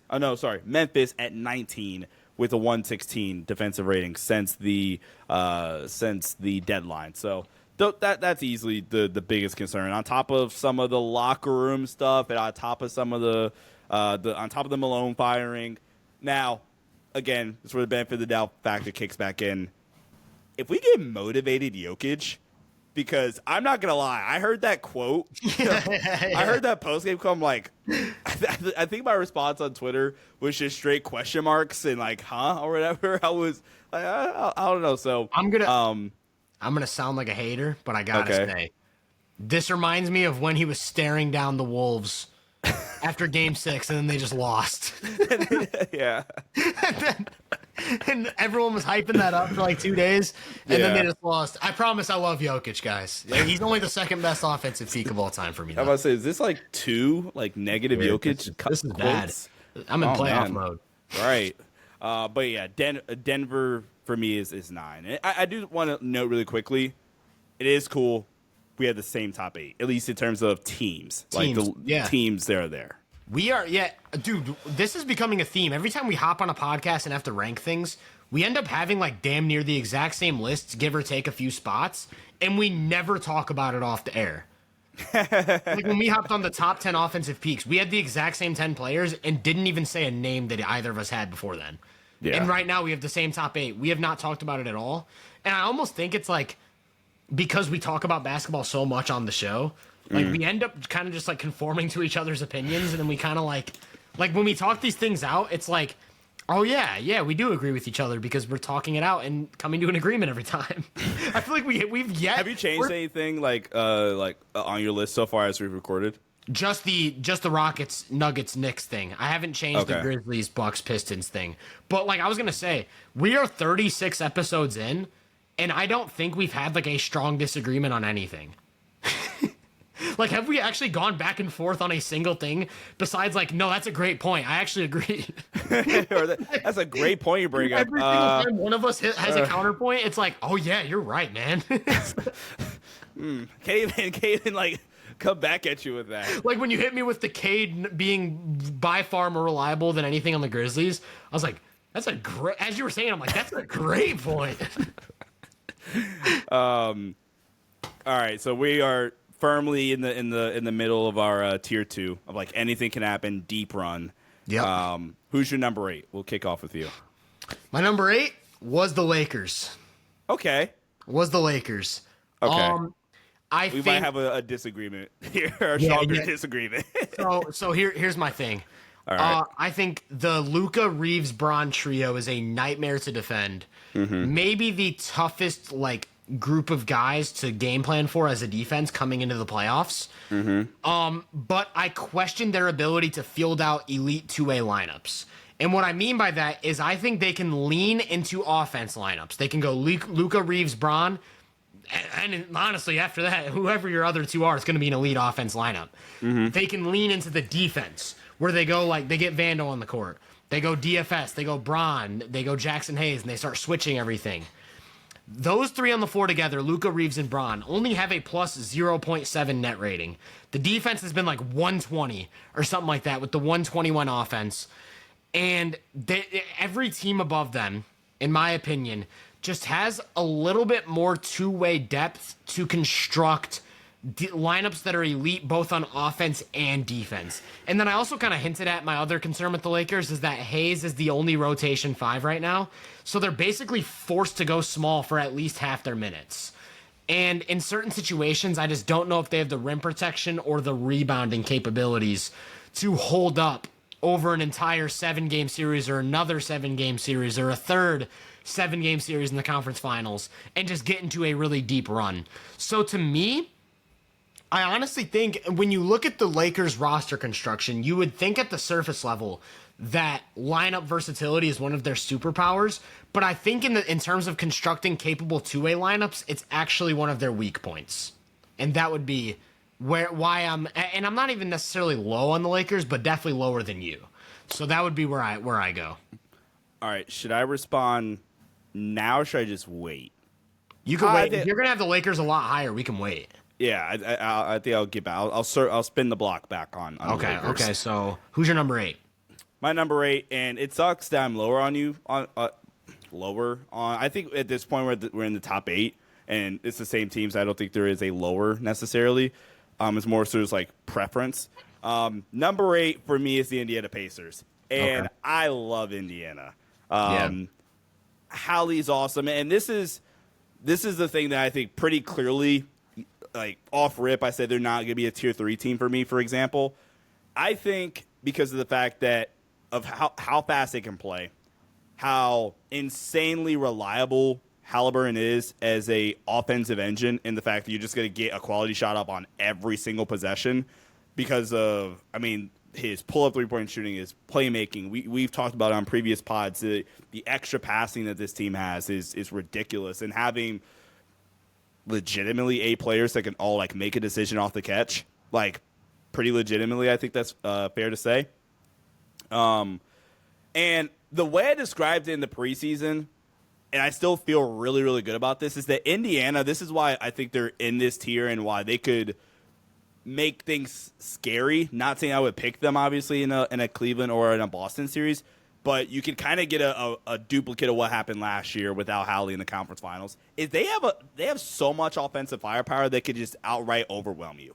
Yeah, it can just overwhelm you with how fast they're going to play, how good like collectively they are as decision makers, like I kind of touched on, and the fact that they've like been the 13th best defense since the trade deadline. They're 9th in net rating. They are since the trade deadline they have a historical like statistical profile of what a championship contender would look like. Basically, since I want to say when I did this 2 years ago, I think I went back to 1990. Basically, since 1990, you need to have a top 12 offense and top 12 defense to win an NBA championship. The only 2 teams to do it since then is the 2001 Lakers. I think this is the year that Shaq and Kobe. They just coasted defense the regular season. And the outliers, the fact that you have Shaq and Kobe, doesn't matter. Yeah. And they just coasted, like you said. And they were 17th, I think, in defensive rating that year. And then in the playoffs, they were number 1 in defensive rating. Exactly. And then the other example, the only other team to not meet this criteria is the 2023 Nuggets, which stopped caring about basketball for the last month and a half, and they were 15th in defensive rating. Yeah. Every other team has basically filled into that criteria. Now, you can get even more specific. I've seen some other people do that, but I just narrowed it out to top 12 offense, top 12 defense.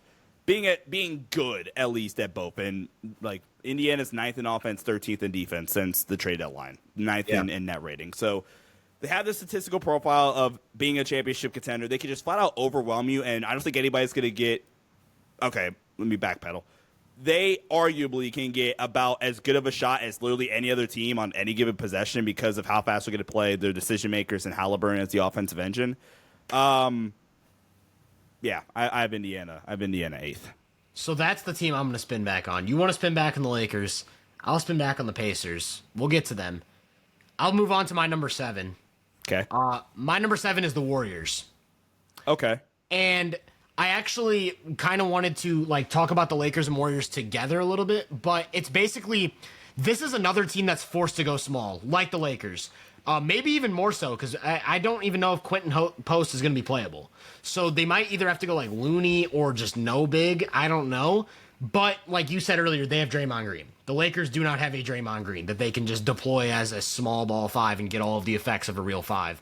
And then with the added speed and things like that. So my other big thing, though, the reason I give the Warriors a very slight advantage over the Lakers is that my number one concern with the Lakers was that I don't know if they can field out elite two-way lineups with their go-to trio. Whereas the Warriors have shown that with Steph, Jimmy, and Draymond on the floor together, they can field out those absolutely phenomenal two-way lineups that are just juiced on offense and then have a bunch of defensive versatility. Like if you're going into a closing 5-minute stretch against Steph, Pods, Moody, Jimmy, and Draymond, I do not feel good about the other team. I don't care who they are. Since the trade deadline, the Warriors are third with a plus 10 net rating, and basically they're everything you want. I think the center variable is the biggest question mark. Teams can overwhelm them with size. I also think more so than the Lakers, they're really over-reliant on Steph offensively. They have less ways to beat you offensively, which is kind of what I talked about earlier with the Grizzlies and the Pistons. I think the Warriors are kind of a one-dimensional offense in a lot of ways. And the other thing is, I don't know what's up with Jonathan Kuminga, but it looks like he's not even going to be able to find minutes, or at least like a bunch of minutes in the playoffs. So those are my few concerns. But like I said, if I'm going Warriors versus Lakers for my 7-8, I think they're very, very close. The one edge I give to the Warriors is I just think they have the ability to construct a few more elite two-way lineups. And I think it's just because of the fact that one member of their big three is arguably the best defender in the playoffs. And the Lakers' big three is kind of all offensive guys. I do want to say really quickly, and this goes back to my point about like, we're in the top 8, and there isn't really being lower on any of these teams. I do want to say I think you can somewhat make a good enough argument, at least in my opinion, for like 4 through 7 kind of being like just flipped or 4 through 8, excuse me, kind of just being flipped and ordered any kind of way. I agree. I agree. Like I said 4 through 7 at first because I almost hesitate on Indiana, but I don't even have a great reason to hesitate on Indiana. So like you could, in a sicko way, kind of like at least give me to understand that one. I have Golden State 6. Okay. I have Golden State 6. I think the biggest thing with Golden State, to your point, in terms of like weaker points, it's just simply the fact that I think they can be a little one-dimensional on both ends. I think because of the fact that, look, offensively. You know what? Let me backpedal. The one thing about Golden State offensively that's kind of like making me hold back just a little bit is what if Jimmy Butler just decides like, oh, hey, like I can now he hasn't really shown this at all. Being in since being acquired by Golden State back in February. But there is like that element of Jimmy just deciding, or I don't even think it will be Jimmy deciding. I think it will really honestly be him being forced to kind of ramp up his offensive volume because teams are going to be hyper focusing on Steph offensively and Steph's movement or Steph pick and rolls and things of that nature. That's going to just force Jimmy Butler to have to pick up some sort of slack offensively. And I think that's honestly why I'm kind of holding out some. Not hope is even the word, but like some sort of trust in the Warriors offensively, because if this is like copy paste what we get in the playoffs, then the Warriors are way more beatable, I think, and I think that's why I can understand having them at 7th. I think the Draymond element, they have the Draymond element defensively is just going to be insanely tough to have to game plan for because of his versatility. I think their switchability in general can be really problematic for some teams. Now, again, if I'm going like kind of back against myself here, if Jimmy doesn't ramp it up and a team is able to, I hate using neutralize and Steph in the same sentence, somewhat like lower Steph's offensive impact. Are you about to go Houston? The Rockets just held him to 1 for 10. Right.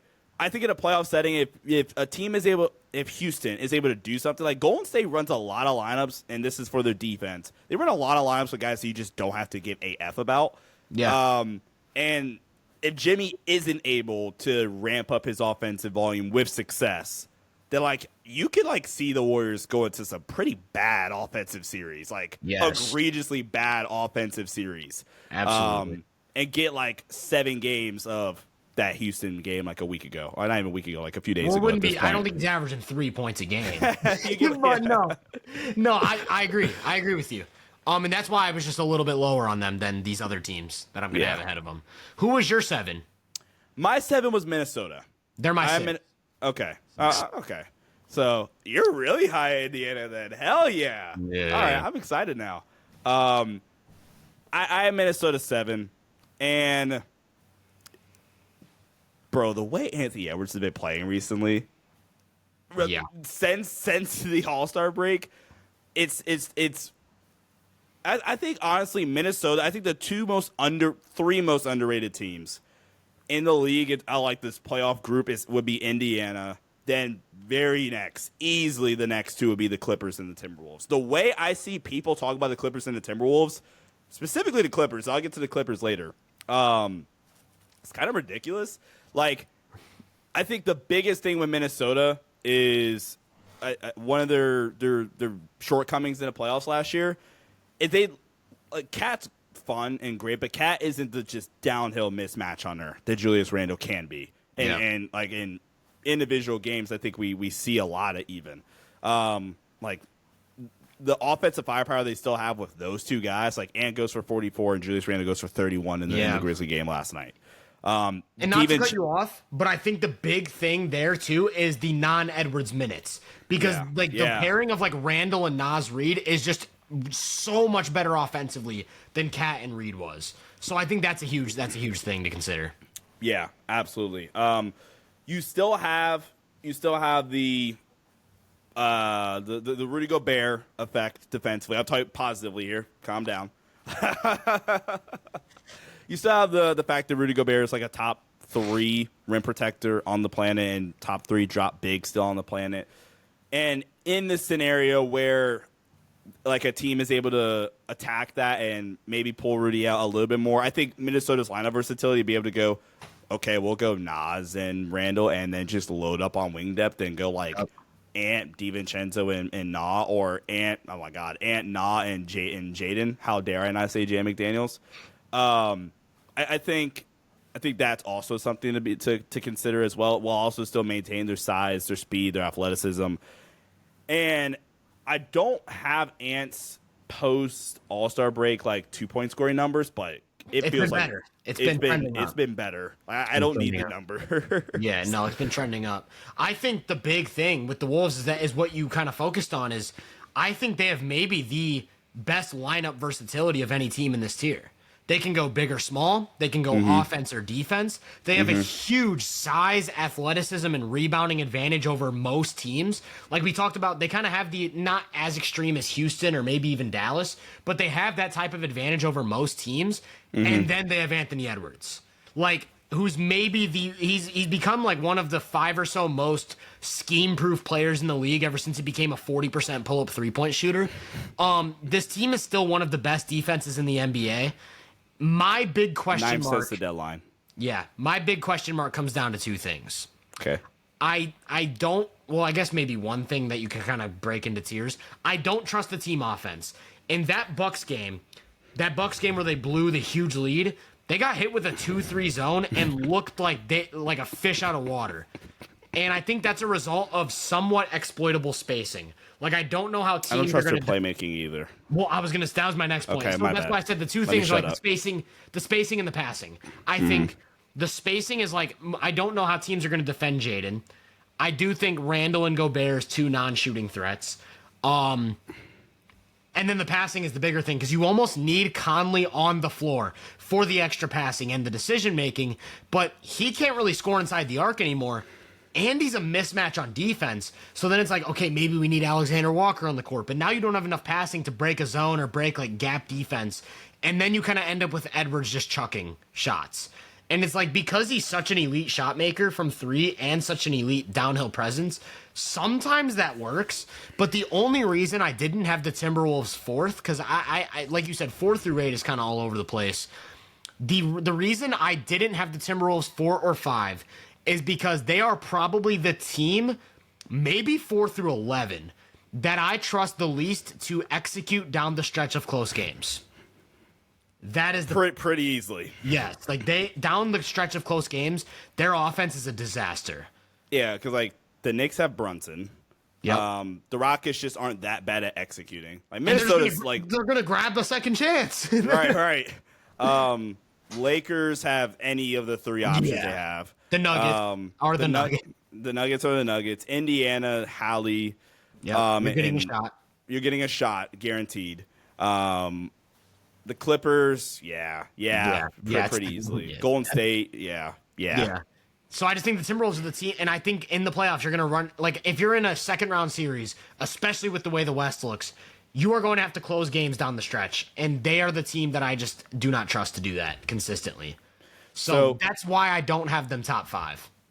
Some lineup data here really quickly with Minnesota, because I think for Minnesota, I don't know how much you can go Rudy and Randall together. I think you touched on that a little bit. I think you're going to have to be able to be versatile, which they can because of their personnel. Most played most played lineup in terms of possessions with 2 of the 3. So basically like Rudy or Randall plus Nas basically. Number 1, the most played lineup is Ant, DiVincenzo, Na, Randall, Reed plus 10. They have a 131 offensive rating.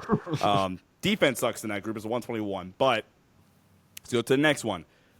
Ant, DiVincenzo, Na, Reed, Rudy, plus 14.9, plus 15. 100.8 defensive rating. So, love it. Next, actually, hold on, wait, no, we need Ant in this one still. We still need Ant. Okay.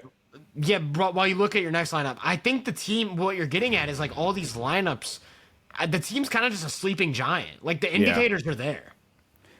Ant, DiVincenzo, Jaden, Nas, Rudy, plus 8.5, 111 offensive rating, but a 102 defensive rating. Like they have the lineup flexibility and versatility, like you said, to where a team throws a look at them and tries to force them to go to something like, okay, like that's fine. It's just that the lack of playmaking and the lack of like late game offense is like severely like hindering their placement for me. It's crazy. Yeah, it's crazy to think that this team is so much closer than people realize. Like they are a really, really good playmaker at the 1 from being like a tier 1 team, in my opinion. Like they're close. They're right there. So did you say you're 6? Yeah, my 6 was Golden State. I didn't really have too much to add, actually. Okay, so it was my 8 was Lakers. So I went 8-7-6, Lakers, Warriors, Wolves. What was your 8-7-6? Pacers, Wolves, Warriors. Okay. So we both have the Clippers in the top 5. Where we differ is Pacers and Lakers. Mm-hmm. So my number 5 is the Pacers. Okay. And this was the team before where I said I'm ridiculously high on. And I knew it was the Pacers too. I just didn't know it was gonna be this high. You didn't know it was gonna be this high. And I thought you might have actually gotten all the way up to like 6 or 7 with them too, which 8 is still higher than consensus, I'd say. Yeah. But yeah, I got them at 5. And here's my thing.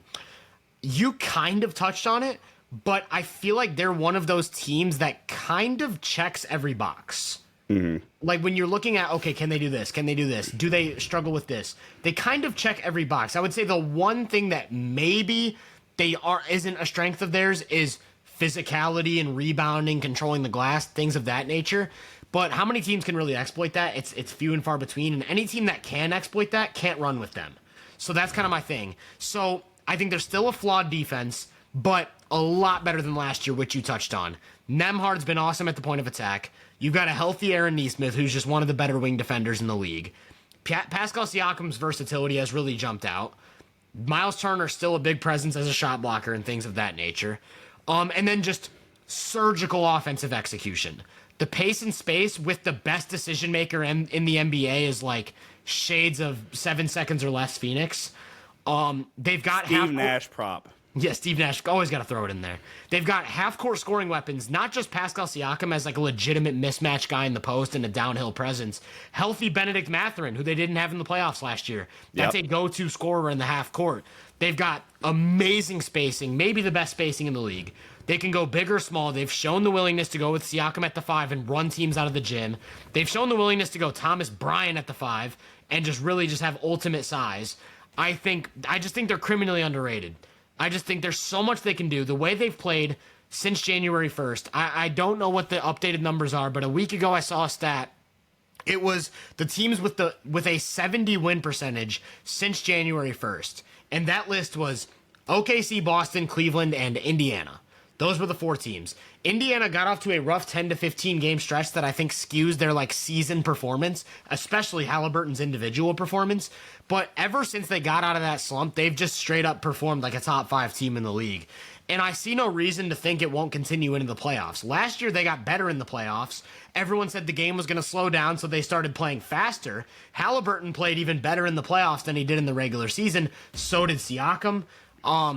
Yeah, I just think the Pacers, like I said, I think they kind of check every box. And I don't think they're going to make the conference finals, which they were the team that would have suffered the most if I went with what I was talking about at the beginning of the episode and considered matchups, considered conference, because I don't really give them much of a chance to beat Boston or Cleveland. But if you stack them up against these Western Conference teams that we just talked about, I do think the Pacers are just a more well-equipped playoff team on both ends than most of these teams. Yeah, and even though, like I said, even though I wouldn't pick them to beat Boston or beat Cleveland in a second-round matchup, god dang, man, that's my second-round matchup? Yeah. If I'm Boston or Cleveland, tell me I couldn't get... And right now... Knicks fans are going to hate me. Tell me I couldn't get the Knicks round 2? Actually, I think the bracket is almost breaking well for the Pacers right now because obviously they still have to get past the Bucks. But, I don't think it's out of the realm of possibility that Indiana really pushes Cleveland to the brink. Yeah, that's what I'm saying. Indiana's dangerous, dude. They're a dangerous team. Yeah. I honestly don't even have a lot of pushback for Indiana. I love Andrew Nembhard. I like Neesmith a lot. I don't buy their defense still a ton in the playoffs. And they're a bottom 5 rebounding team, by all accounts. So, and you touched on it even a little bit too. They just lack some of that, the extra stuff that I hate the word because I think it's kind of overused and used without real meaning half the time, but the intangibles or whatever. No, yeah, I agree.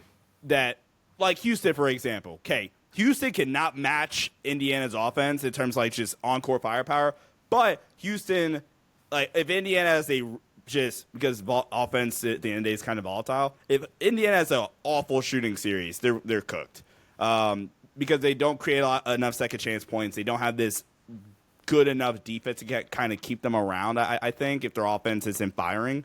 Where Houston, they're already kind of in the middle towards the bottom in offense, so we're already at the low point. Only way we can go is up, plus we have that extra stuff. Yeah. But, Indiana is a problem. Like I said, they can just overwhelm you. Imagine if you could just combine the Pacers and the Rockets. It's the best team ever. Yeah. Basically. All right, time to talk about who I think is the most underrated team out of any playoff lock, basically, and that's the Clippers. And that's your number 5? That's my number 5. Okay. And basically, one of the things I've had to do a lot for the Lakers stuff. I went on Jovan Buha's pod, and he's a Laker creator, or not Laker creator, Laker reporter for The Athletic. And we did this thing where he ranked the teams we would most rather see in the first round or whatever, right? And I had the Clippers pretty low or high. Basically, I did not really want to see the Clippers, basically. Yeah. And there are so many people in the Laker community on Twitter or whatever, or Lakers Twitter, or Lakers social media in general, they're bring me the Clippers, bring me the Clippers.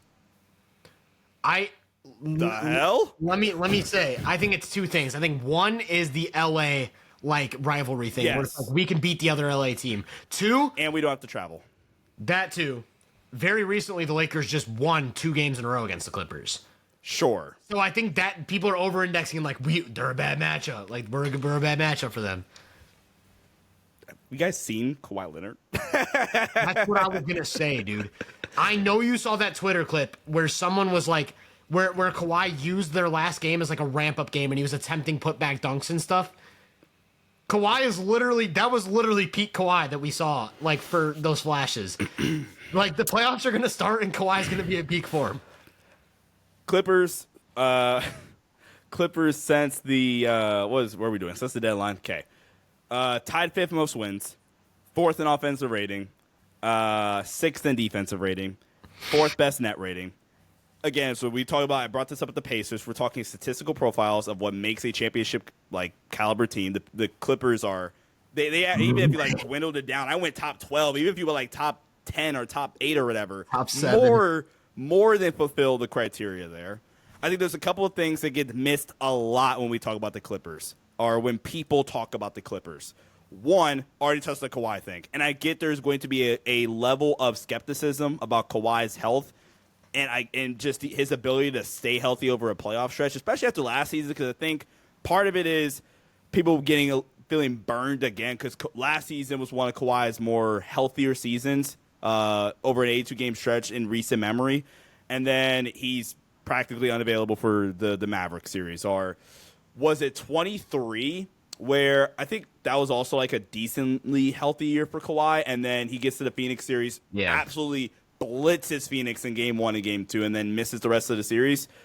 It's kind of the inverse this year, where you miss Kawhi the entire first half of the year, basically. He gets back, and then there's this ramp up. And I hate confirmation bias after ramp ups. There's this ramp up with Kawhi, and then over the past month, like if I went really quickly, I should have had this pulled up already. Or maybe even you do. Kawhi's last 20 games. Hold on. Kawhi Leonard last 20 games. How you doing today, Tyler, while I'm pulling this I'm up? doing great, man. I'm thinking about Kawhi Leonard in the playoffs. Awesome. We're like a week away from it. We're like a week away. Okay, so Kawhi Leonard in his last 15 games, I'm rounding up, 25 points, 7 boards, 4 assists, 3.5 assists. You round up. It's a 5. It's math.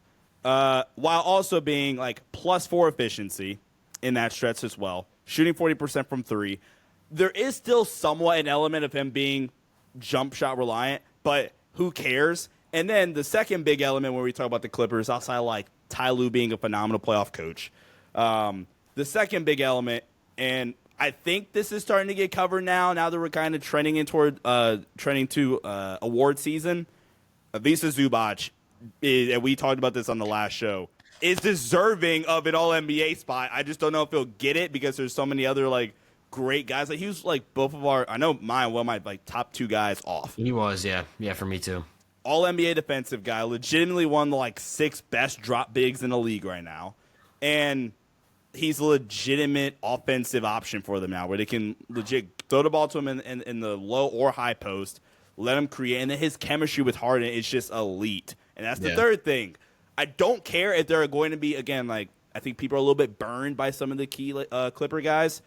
I don't care if Harden has the track record of somewhat underperforming in playoff settings. I don't care. He's an elite playmaker still. I don't need him to give me 25 because Kawhi is insane. And, I mean, okay, healthy or not, the last time we've seen Kawhi Leonard healthy for 2+ games in a playoff series was 2 years ago, and he blitzed the Suns. There's nothing the Suns could do about it. Yeah. They have the line of versatility. They have the coaching. They have the late game offensive execution. And then they also have Norman Powell. So the Clippers are 5. Like I said, you have them 4. I don't even care. I think there is, like I said, a legitimate argument to be made for 4 through 8 to be in that 4th spot. Yeah, since the trade deadline, plus 9.1 net rating. And I actually think Kawhi is going to be playing downhill a lot more in the playoffs. Like I was saying, in that recent game they played, I can't remember who it was against. It might have been the Rockets who were sitting everyone, so it was kind of like a fluke. But he was like legitimately, it was a game where he basically was testing his playoff limits. And he was attacking the rim relentlessly. The burst was there, the lift off the floor was there. He was trying to dunk on people. And it was like, oh my gosh, this is what we're gonna see. This is what we're gonna see in the playoffs. So maybe it was a fluke, but I think Kawhi has a long enough track record where it's like, and I don't even want to do the if he stays healthy thing because they've managed his health great this year. So I think he's gonna be healthy. I think Kawhi's gonna be really dangerous in the playoffs. I actually want to. You already kind of sold the Clippers. Why we're both so high in the Clippers. I want to talk about the things that held me back from jumping them into the inner circle, into the top tier. I think it is with Zoo at the 5. you're somewhat limited to a very specific type of defense, right? Where Zoo can't really switch. He's not going to be hedging or playing at the level much. You kind of have to drop everything. And then you also really rely on Zoo for your rebounding. Like, you don't really have other rebounders on the floor. So you kind of need him under the basket. And he's done those things phenomenally well over the course of the regular season. But I do wonder about, like, if you get into a series with the Warriors, for example, or even the Timberwolves, because you can't drop against Ant anymore. What do you do defensively to ensure that those guys aren't freeing up on the perimeter and also that they aren't crashing behind the play? Because, like, with Minnesota especially, if you got Zoo 30 feet out, how are you supposed to keep Randall, McDaniels, Reed, those guys from crashing the glass? It's tough. It's really, really tough. I do think that's one of their weaknesses in their starting five and closing five. The other thing is I'm worried about the few non-shooters that they play.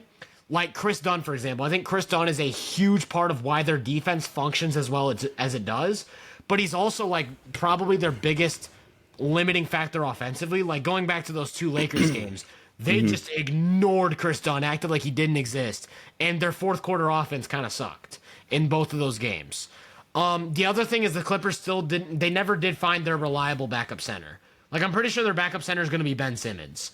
And it's like, that's cool, but it's a very different kind of gimmicky. Right, it's kind of gimmicky, right? It's like, oh, we have our small ball five, but not really. So those are the few reasons I don't have them in tier 1. But everything you talked about, I think a lot of people are worried about Harden's 2-point scoring and the volatility with him. But if he's taking the third most shots on the team behind Powell and Kawhi, I don't worry about Harden's 2-point scoring as much. Like, I think the highs just make them that much more dangerous because you're going to get 2 or 3 big Harden games where the 3 ball's falling. Zoo is third in the league in post scoring this season in terms of volume. He's just a huge mismatch and then great in the screen and roll. Even a decent extra passer. He had a triple-double recently. A couple 5-assist games. Yeah, man, they have a lot of ways to beat you on offense. Kawhi looks great. They do have a really, really good defense, even if it isn't as versatile as some of the other teams we've talked about. So, yeah, man, they're my number 4. One last thing on the Clippers. Can you guess?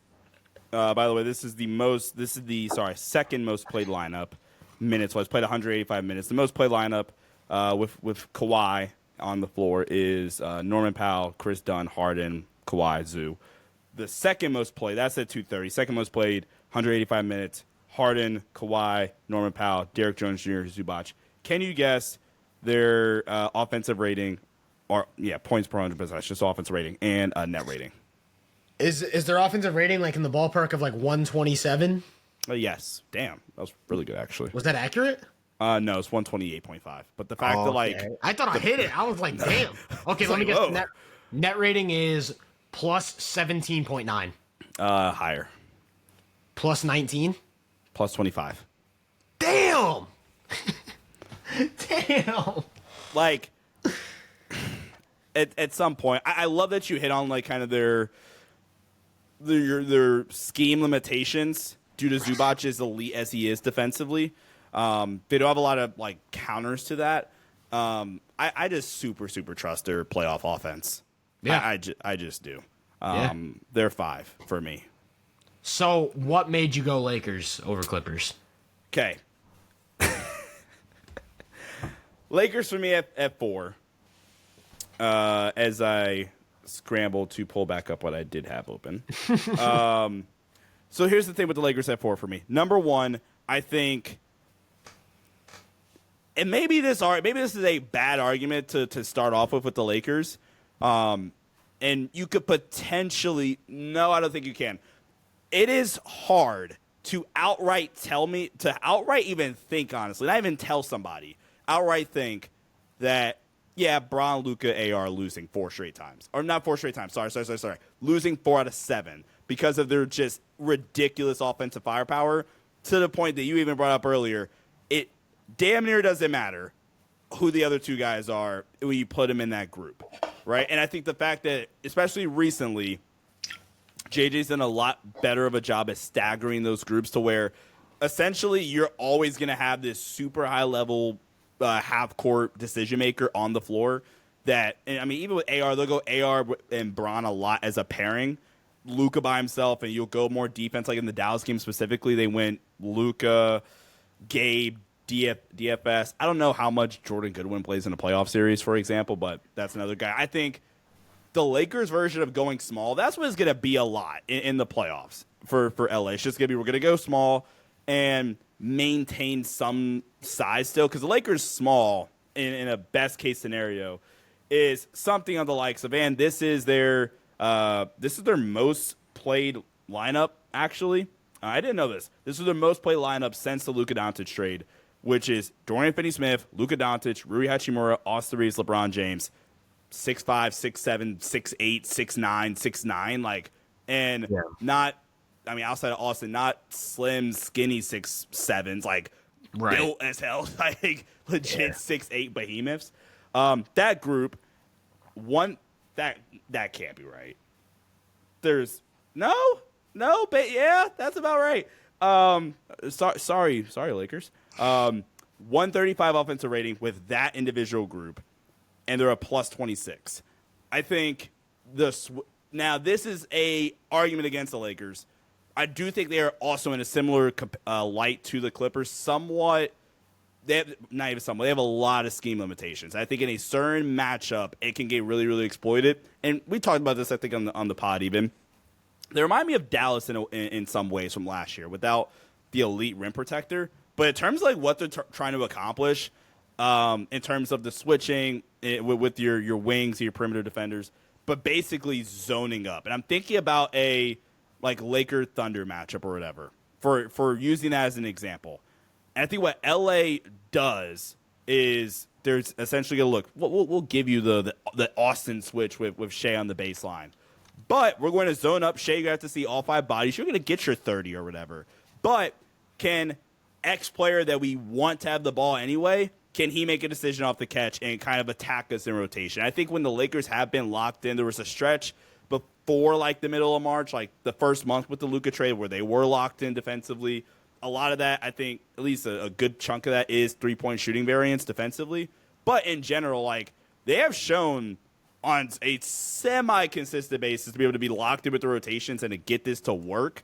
Now, you could, and this is probably the biggest thing that keeps them outside of like the big limitations and Jackson A's being a 15 to 20 minute per night guy, because anything more than that is just a concern, honestly.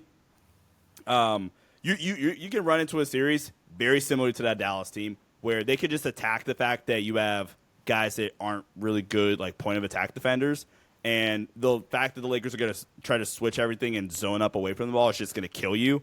And that's how you get Brand Pajemski hitting 8 threes the other night. Or that's how you get if they run into a Boston. Oh, my God, they run into a Cleveland in a finals series. Like, good God, like that spells trouble. Laker fans are going to hate that, but oh well. And those are some of the bigger reasons why I don't have them in that first tier. But I think the fact that they do have the ability to play legitimately really good defense, I think their scheme can cause some troubles for some guys and for some opposing teams defensively because how they switch it, how well they execute it when they are dialed in. I think they have 7 guys I like in the playoffs. Okay. I think they have 7.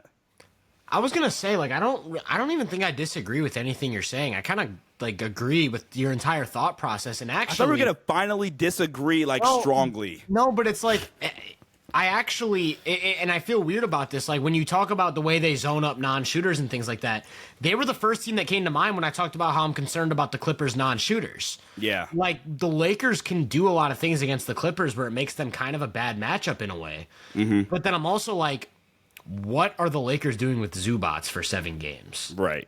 Because they don't have the size to deal with that. Or, like, who's guarding Kawhi for 7 games? Is it Finney-Smith? Yeah. And, like, I don't feel great about that. I think if we were to even further dive into, like, scheme talk or coaching talk even, I think post-January for sure, I think they've, like, shown the ability, like JJ specifically, to like legitimately scheme for matchups. And we saw against Boston the first time specifically. We saw it against OKC for sure. We saw it against Denver. We saw it against the Knicks, and we saw it again. Yeah. We'll just go with those 4. We've seen several. I'd say even like the highest levels, especially with Denver. I thought the Lakers just shot the hell of the ball, but what's OKC's like offensive rating for that game? I'm curious. I have no idea, but it wasn't good. It wasn't good. It wasn't good. So, and again, I think even like me talking about the Lakers and hearing your thoughts on the Lakers in general, I think like even further proves my point that like 4 through 8, like and that's you can legitimately like just flip it. So I'm thinking about it from a matchup perspective. My 8 and 7 was Lakers and Warriors, and I'm thinking about it like in that series, the whole like zoning up non-shooters thing does not apply at all to the Warriors style of offense. Mm-hmm.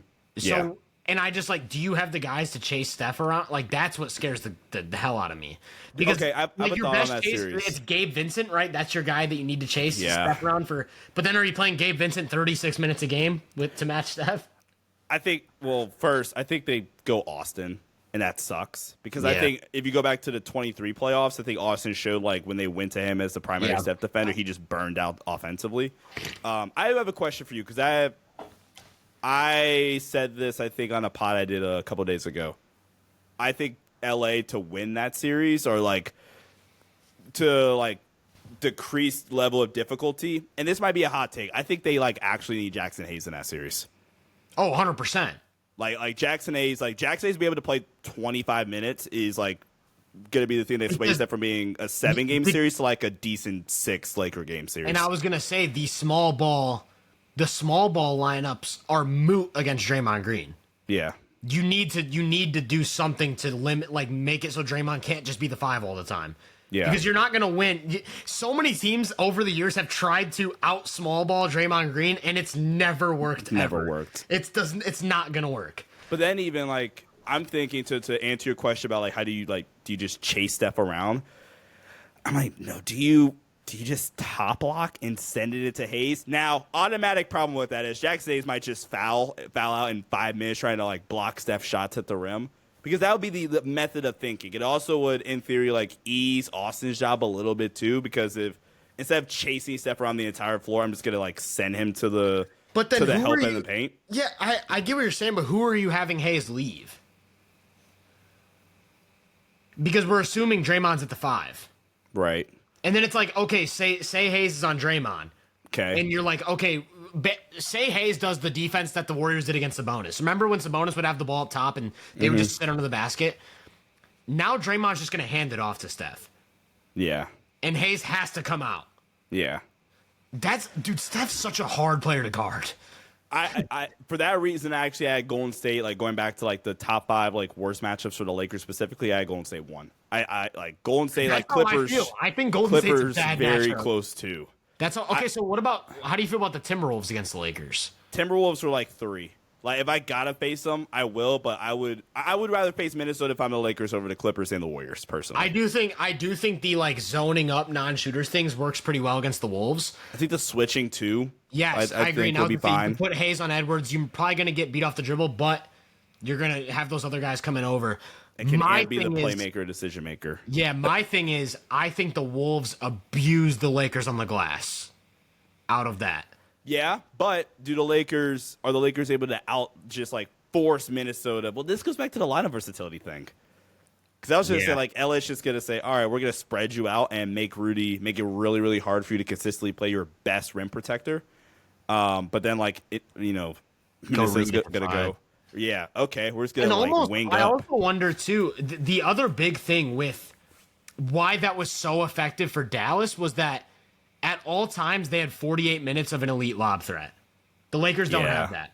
So I do think you can get away with some pick and roll coverages. Like you can probably drop against Luka with Gobert if like Rui's the roller, for example. Right? Because Rui is the roller a lot in those situations.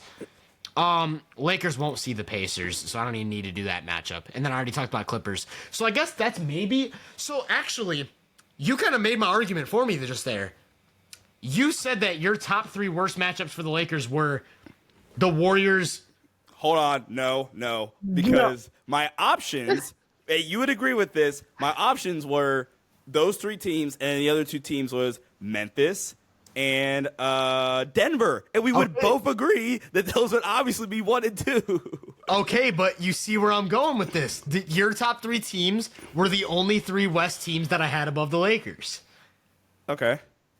But Now, like you said, 4 through 8 is so close. Like, even while you were talking about it, I was like, should I have the Lakers 5th over the Pacers? But then I'm like back to like the Warriors and them being a weird matchup. And then I'm back to the Timberwolves lineup versatility. 4 through 8 is so close to me. Honestly, I might go 5 through 8. I kind of feel firm with Clippers at 4 right now. yeah, I'm going to go 4 through 8, but 5 through 8, that's fair. Oh, man, this is interesting. This is like, this is probably... This is going to be the longest pod. And I think it's our best. One of my favorites, for sure. I feel good about this. Playoffs are going to be awesome, guys. Are you ready to move on to the top 3? Yeah. I mean, And I are we ready? assume you have these guys in one tier. These Yes, 3 teams. they're in one tier. So for me, number 3, I had the Utah Jazz. Number 2, I had the Washington Wizards. And number 1, Danny Avdija and the Portland Trail Blazers. Portland Trail Blazers. That's just beginning to end the episode right there. Yeah. Number 3 hurt my heart, man. It hurt my heart. I think I know where you're going with 3 then. I had the Cavs. I also have the Cavs 3. So it hurt my heart because I had the Cavs over the Celtics for most of the season. Every time we brought it up, I talked about how I thought they were kind of a bad matchup for the Celtics, and I gave them a few advantages. What's changed everything for me is the Garland slump, really. I don't know what to make of Darius Garland since his scorching hot start to the season. Since the All-Star break, or even since the deadline, he just has not been the same player. And I don't know what version of Garland is going to show up in the playoffs.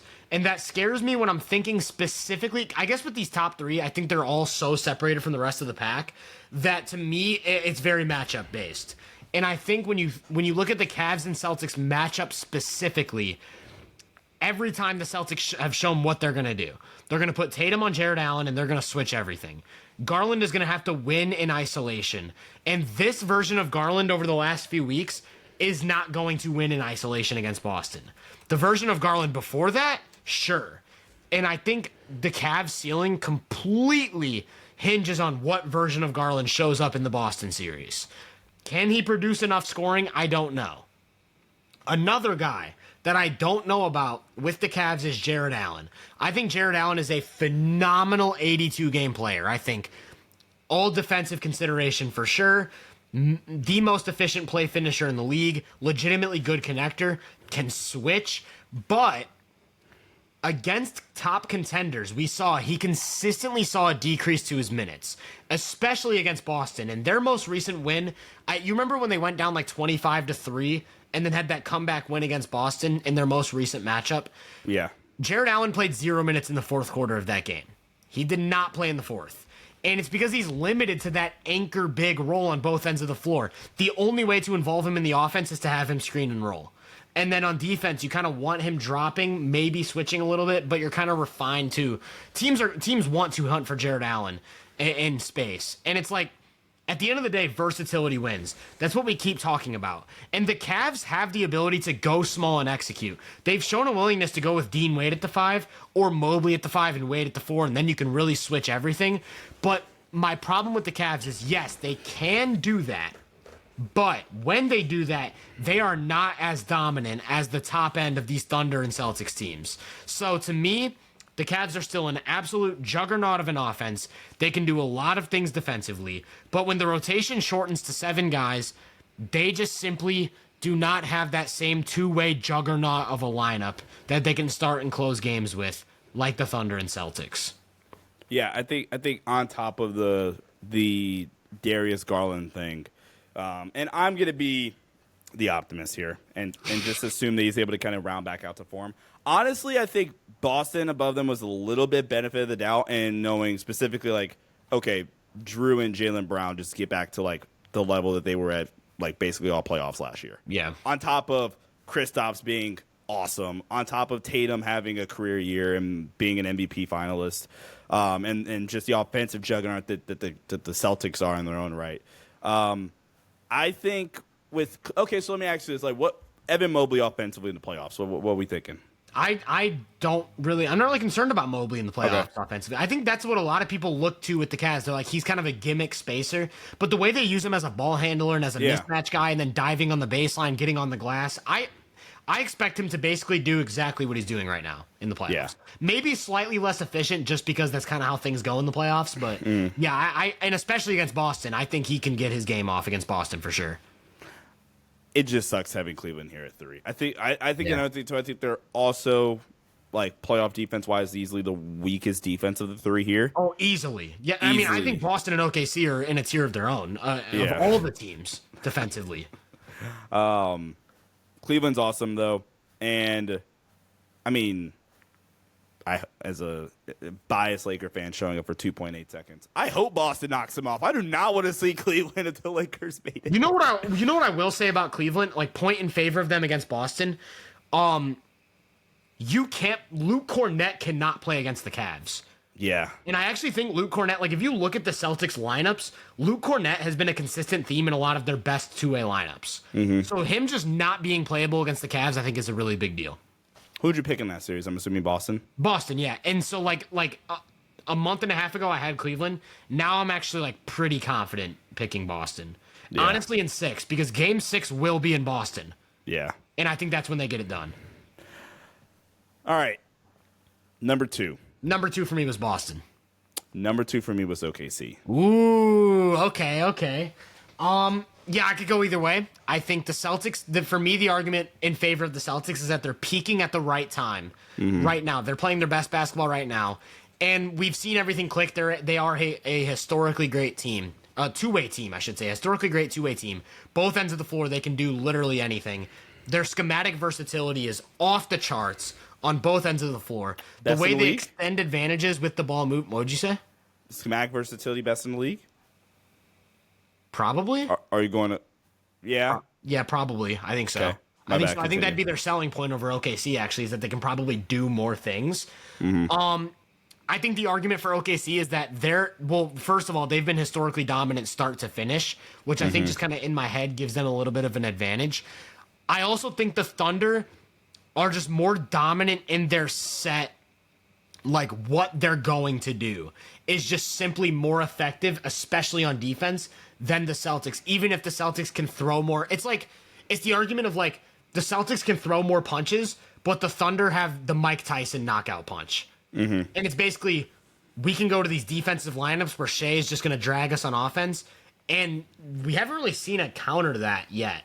We don't have any reason to believe that isn't going to translate, you know? I think also the Thunder edge over Boston is lineup versatility. I think they can do way more with their lineups. I think they can go smaller. I think they can go double big more effectively. I think they have more minutes of high level center play. Like I love Al Horford, but I do think he's a noticeable step down from either Chet or Hartenstein, who are going to be in the game almost all of the time. And then Porzingis too. Like I don't know what to expect from Porzingis. Like how many minutes can he play in the playoffs without getting hurt? It's kind of one of my big concerns. Like 29, 30?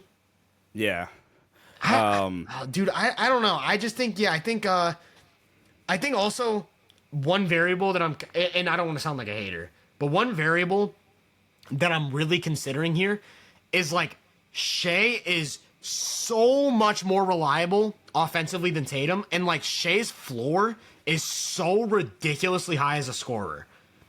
Whereas like Tatum, because of the way the volume 3-point shooting is so volatile, whereas Shea is like his baseline is just so high that I feel like if you get into a series with the two and you're basically going shot for shot at the end of a game, I just kind of bias towards what Shea gives the Thunder offense.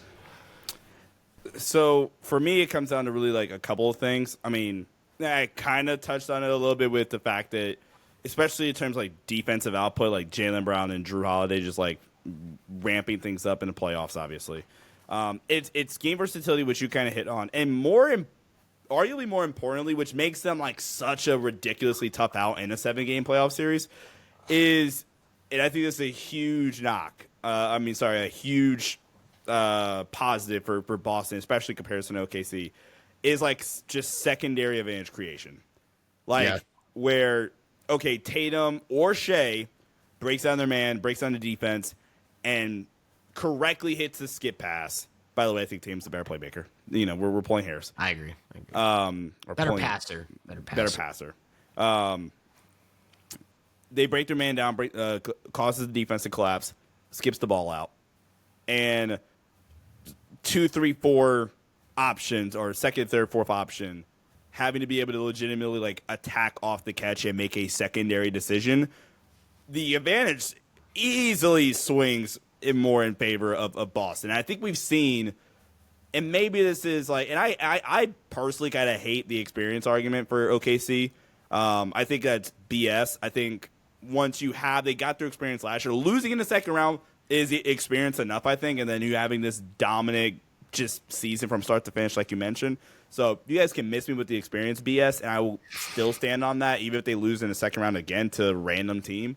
But I think for OKC's playoff offense, I do think that there is somewhat like a level of like sustainability of the zoning up, or even how Dallas kind of played them last season, where, all right, J-Dub, beat us off the catch and make decisions the entire series. Okay, Chet, be a reliable like sub-creator against us the entire series. Or also, it's either that or okay, role players hit shots on us the entire series. I don't think there is enough consistency. And we're pulling, I mean, you're really nitpicking with like the defending champs that have also, especially like since the trade deadline, really rounded into form and are playing great basketball in their own right. And then one of the more historical teams recently, you're nitpicking a lot.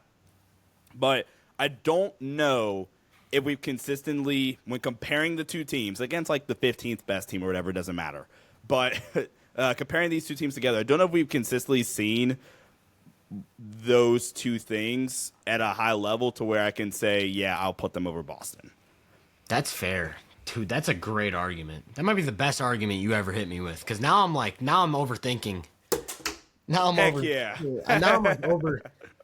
overthinking because I share the same concerns. And I also think the big thing is Chet didn't take that step forward that we all kind of were anticipating, to where like he still really can't attack mismatches. Yeah. So if we're talking about the Boston series, they're throwing whatever wing on him, and they're switching everything, and they are not giving up advantages. My counter to that, though, is like... Here, wait. Before you make your counter. Who is more likely to lose second round or in the second round of the conference finals, Boston or OKC? I think Boston, just because Cleveland is better. But right now, the second round is kind of slated for OKC to play the Clippers. And I don't know, dude. I think OKC is more likely to get bounced out in the second round because of the things I just said. Whereas if Boston loses, it's going to be to Cleveland in the conference finals. Okay, so you're saying just second round. I agree, because the Clippers, I think, and then the Celtics second round matchup would either be the Knicks or the Pistons. And I think they breeze past those teams easily. Yeah, and then we both have them favored over the one team that realistically probably beats them in the East, where there's at least a couple in the West where you're like, if they get in the series with OKC, I think you could like legitimately see somebody doing it. I'm not saying I would pick them, but are we maybe doing the thing that people did with the Celtics last year before the playoffs, though, where like we ignore all of these indicators that tell us they're going to blitz the West and are like, well, I kind of see the flaw. Like, what if they go into the Western Conference playoffs and just 12-0? And it's like, yeah. Like, I have the number 2, guys. Thunder fans, I love you. No, I hear you. Dude, I'm repping the HV OKC. There we go. Merch drop on Monday. I had to get the shameless promo in there. I'm rocking with OKC. We're like 2 hours and 13 minutes in. 2 hours and 13 minutes in. If you are still listening, you are the type of guy that I want wearing the HV merch. But no, in all seriousness, I'm very 50-50 on this. I see where you're coming from. It's really tough. I also think OKC has a few more playable guys in the playoffs than Boston. Yeah. I think they can go deeper into their rotation. I think another thing that I think is a big deal is Drew Holiday has really regressed this season. And we'll have to wait and see if that ramps up in the playoffs, which it very much could. It very much, like kind of what you talked about Jimmy Butler.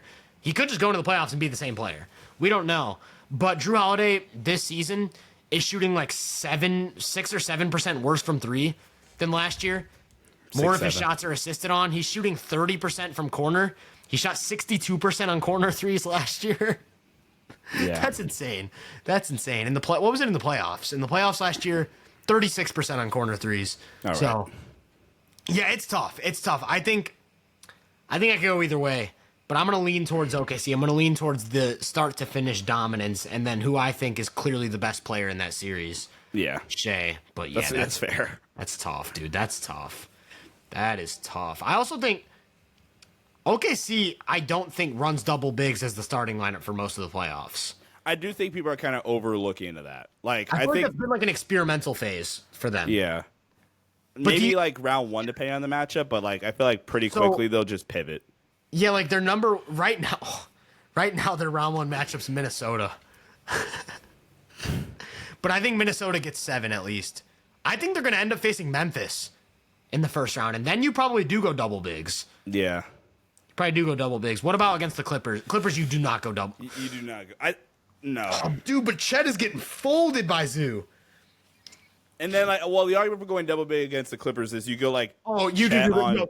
Yes. Chet Derek on either Jones like Jr. Derek Jones Jr. You go Yeah. double big. You go double big, I think. Okay. What about, but Lakers, definitely No. not. Definitely not. Same with Warriors, definitely not. Definitely not.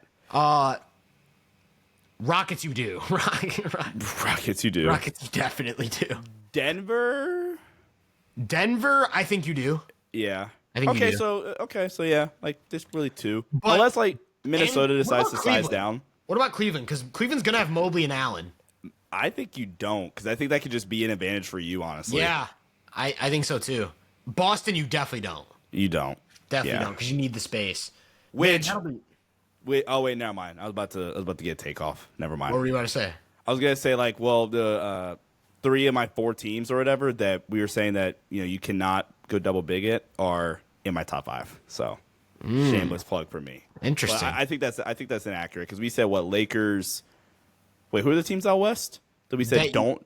Don't go double bigs. I think yeah. Lakers and Warriors were the 2 that we kind of Okay, then never immediately went to. What about the yeah, I don't know. Do you go double big against Minnesota? That was the other team I was gonna say. Like, I don't know if you do. I think you experiment with it I for don't like game know. 1, but I don't know if you do. That's a weird one because like that is a really weird one because you like Chet on McDaniels. Actually, dude, they would probably go Dort on Randall. Yeah, Dort on Randall, Chet on McDaniels, and then Hartenstein on Gobert and then J-Dub on Ant. on Ant. Yeah, Or you go J-Dub on Randall. Either way. It'd probably be J-Dub on Randall, actually, now that you say that. And then Dort and then on Dort. Ant. And then Shea on Conley. Dude. Yeah, I think you do go double. Dude, the Thunder, dude, that defense is just... that defense is crazy. We haven't even mentioned Caruso or Case and Wallace. Like, dude, I really hope we get, like, an OKC death lineup. Like, imagine they're closing a finals game against Boston.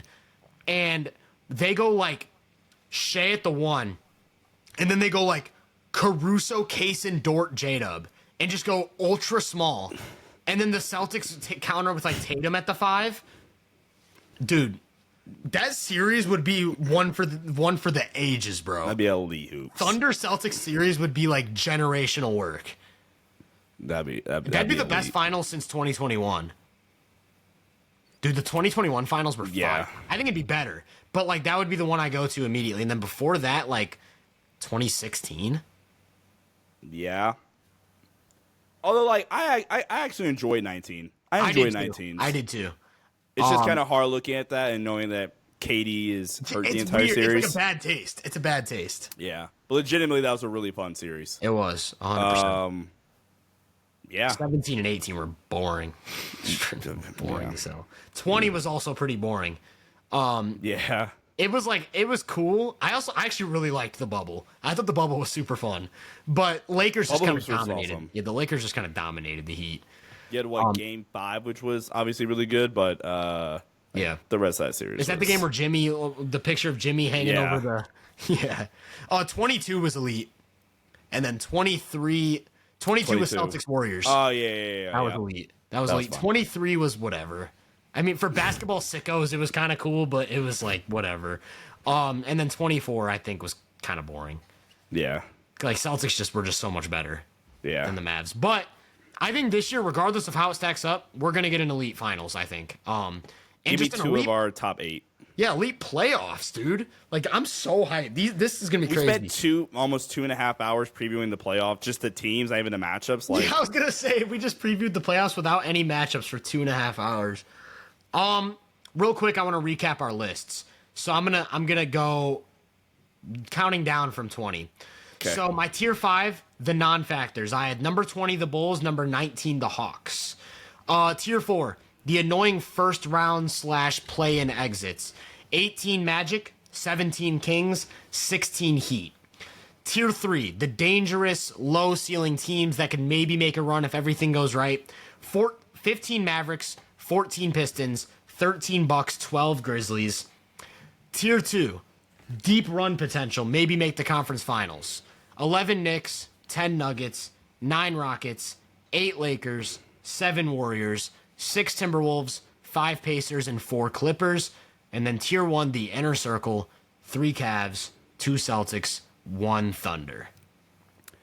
all right, tier 5, by the way, like the names are the exact same. Tier 5, the non-factors, 20 Chicago Bulls, 19 Sacramento Kings, 18 the Atlanta Hawks.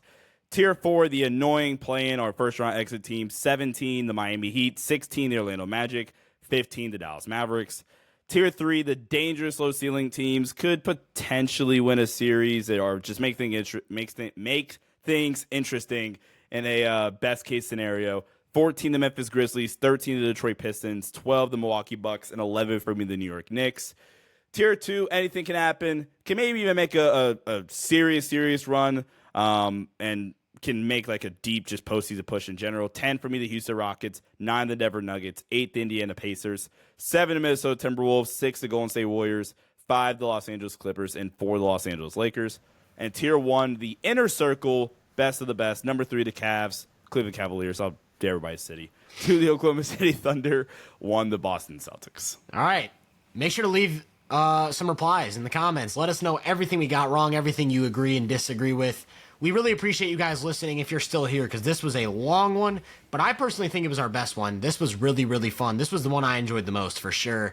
Make sure to follow us on socials. My personal stuff is all under @TylerBritton_ or @Tyler_Britton. You can follow Sean on Twitter, Sean_DAVI, or on Instagram, Sean_Davis23. You can find Sean on YouTube at the Sports Headline Show or the Los Angeles Lakers Network. And you can, of course, find all of my basketball content at Hoop Venue on all platforms. That'll do it, though, for episode number 36. And we will catch you guys next time, hopefully, with some play-in and playoff matchup previews.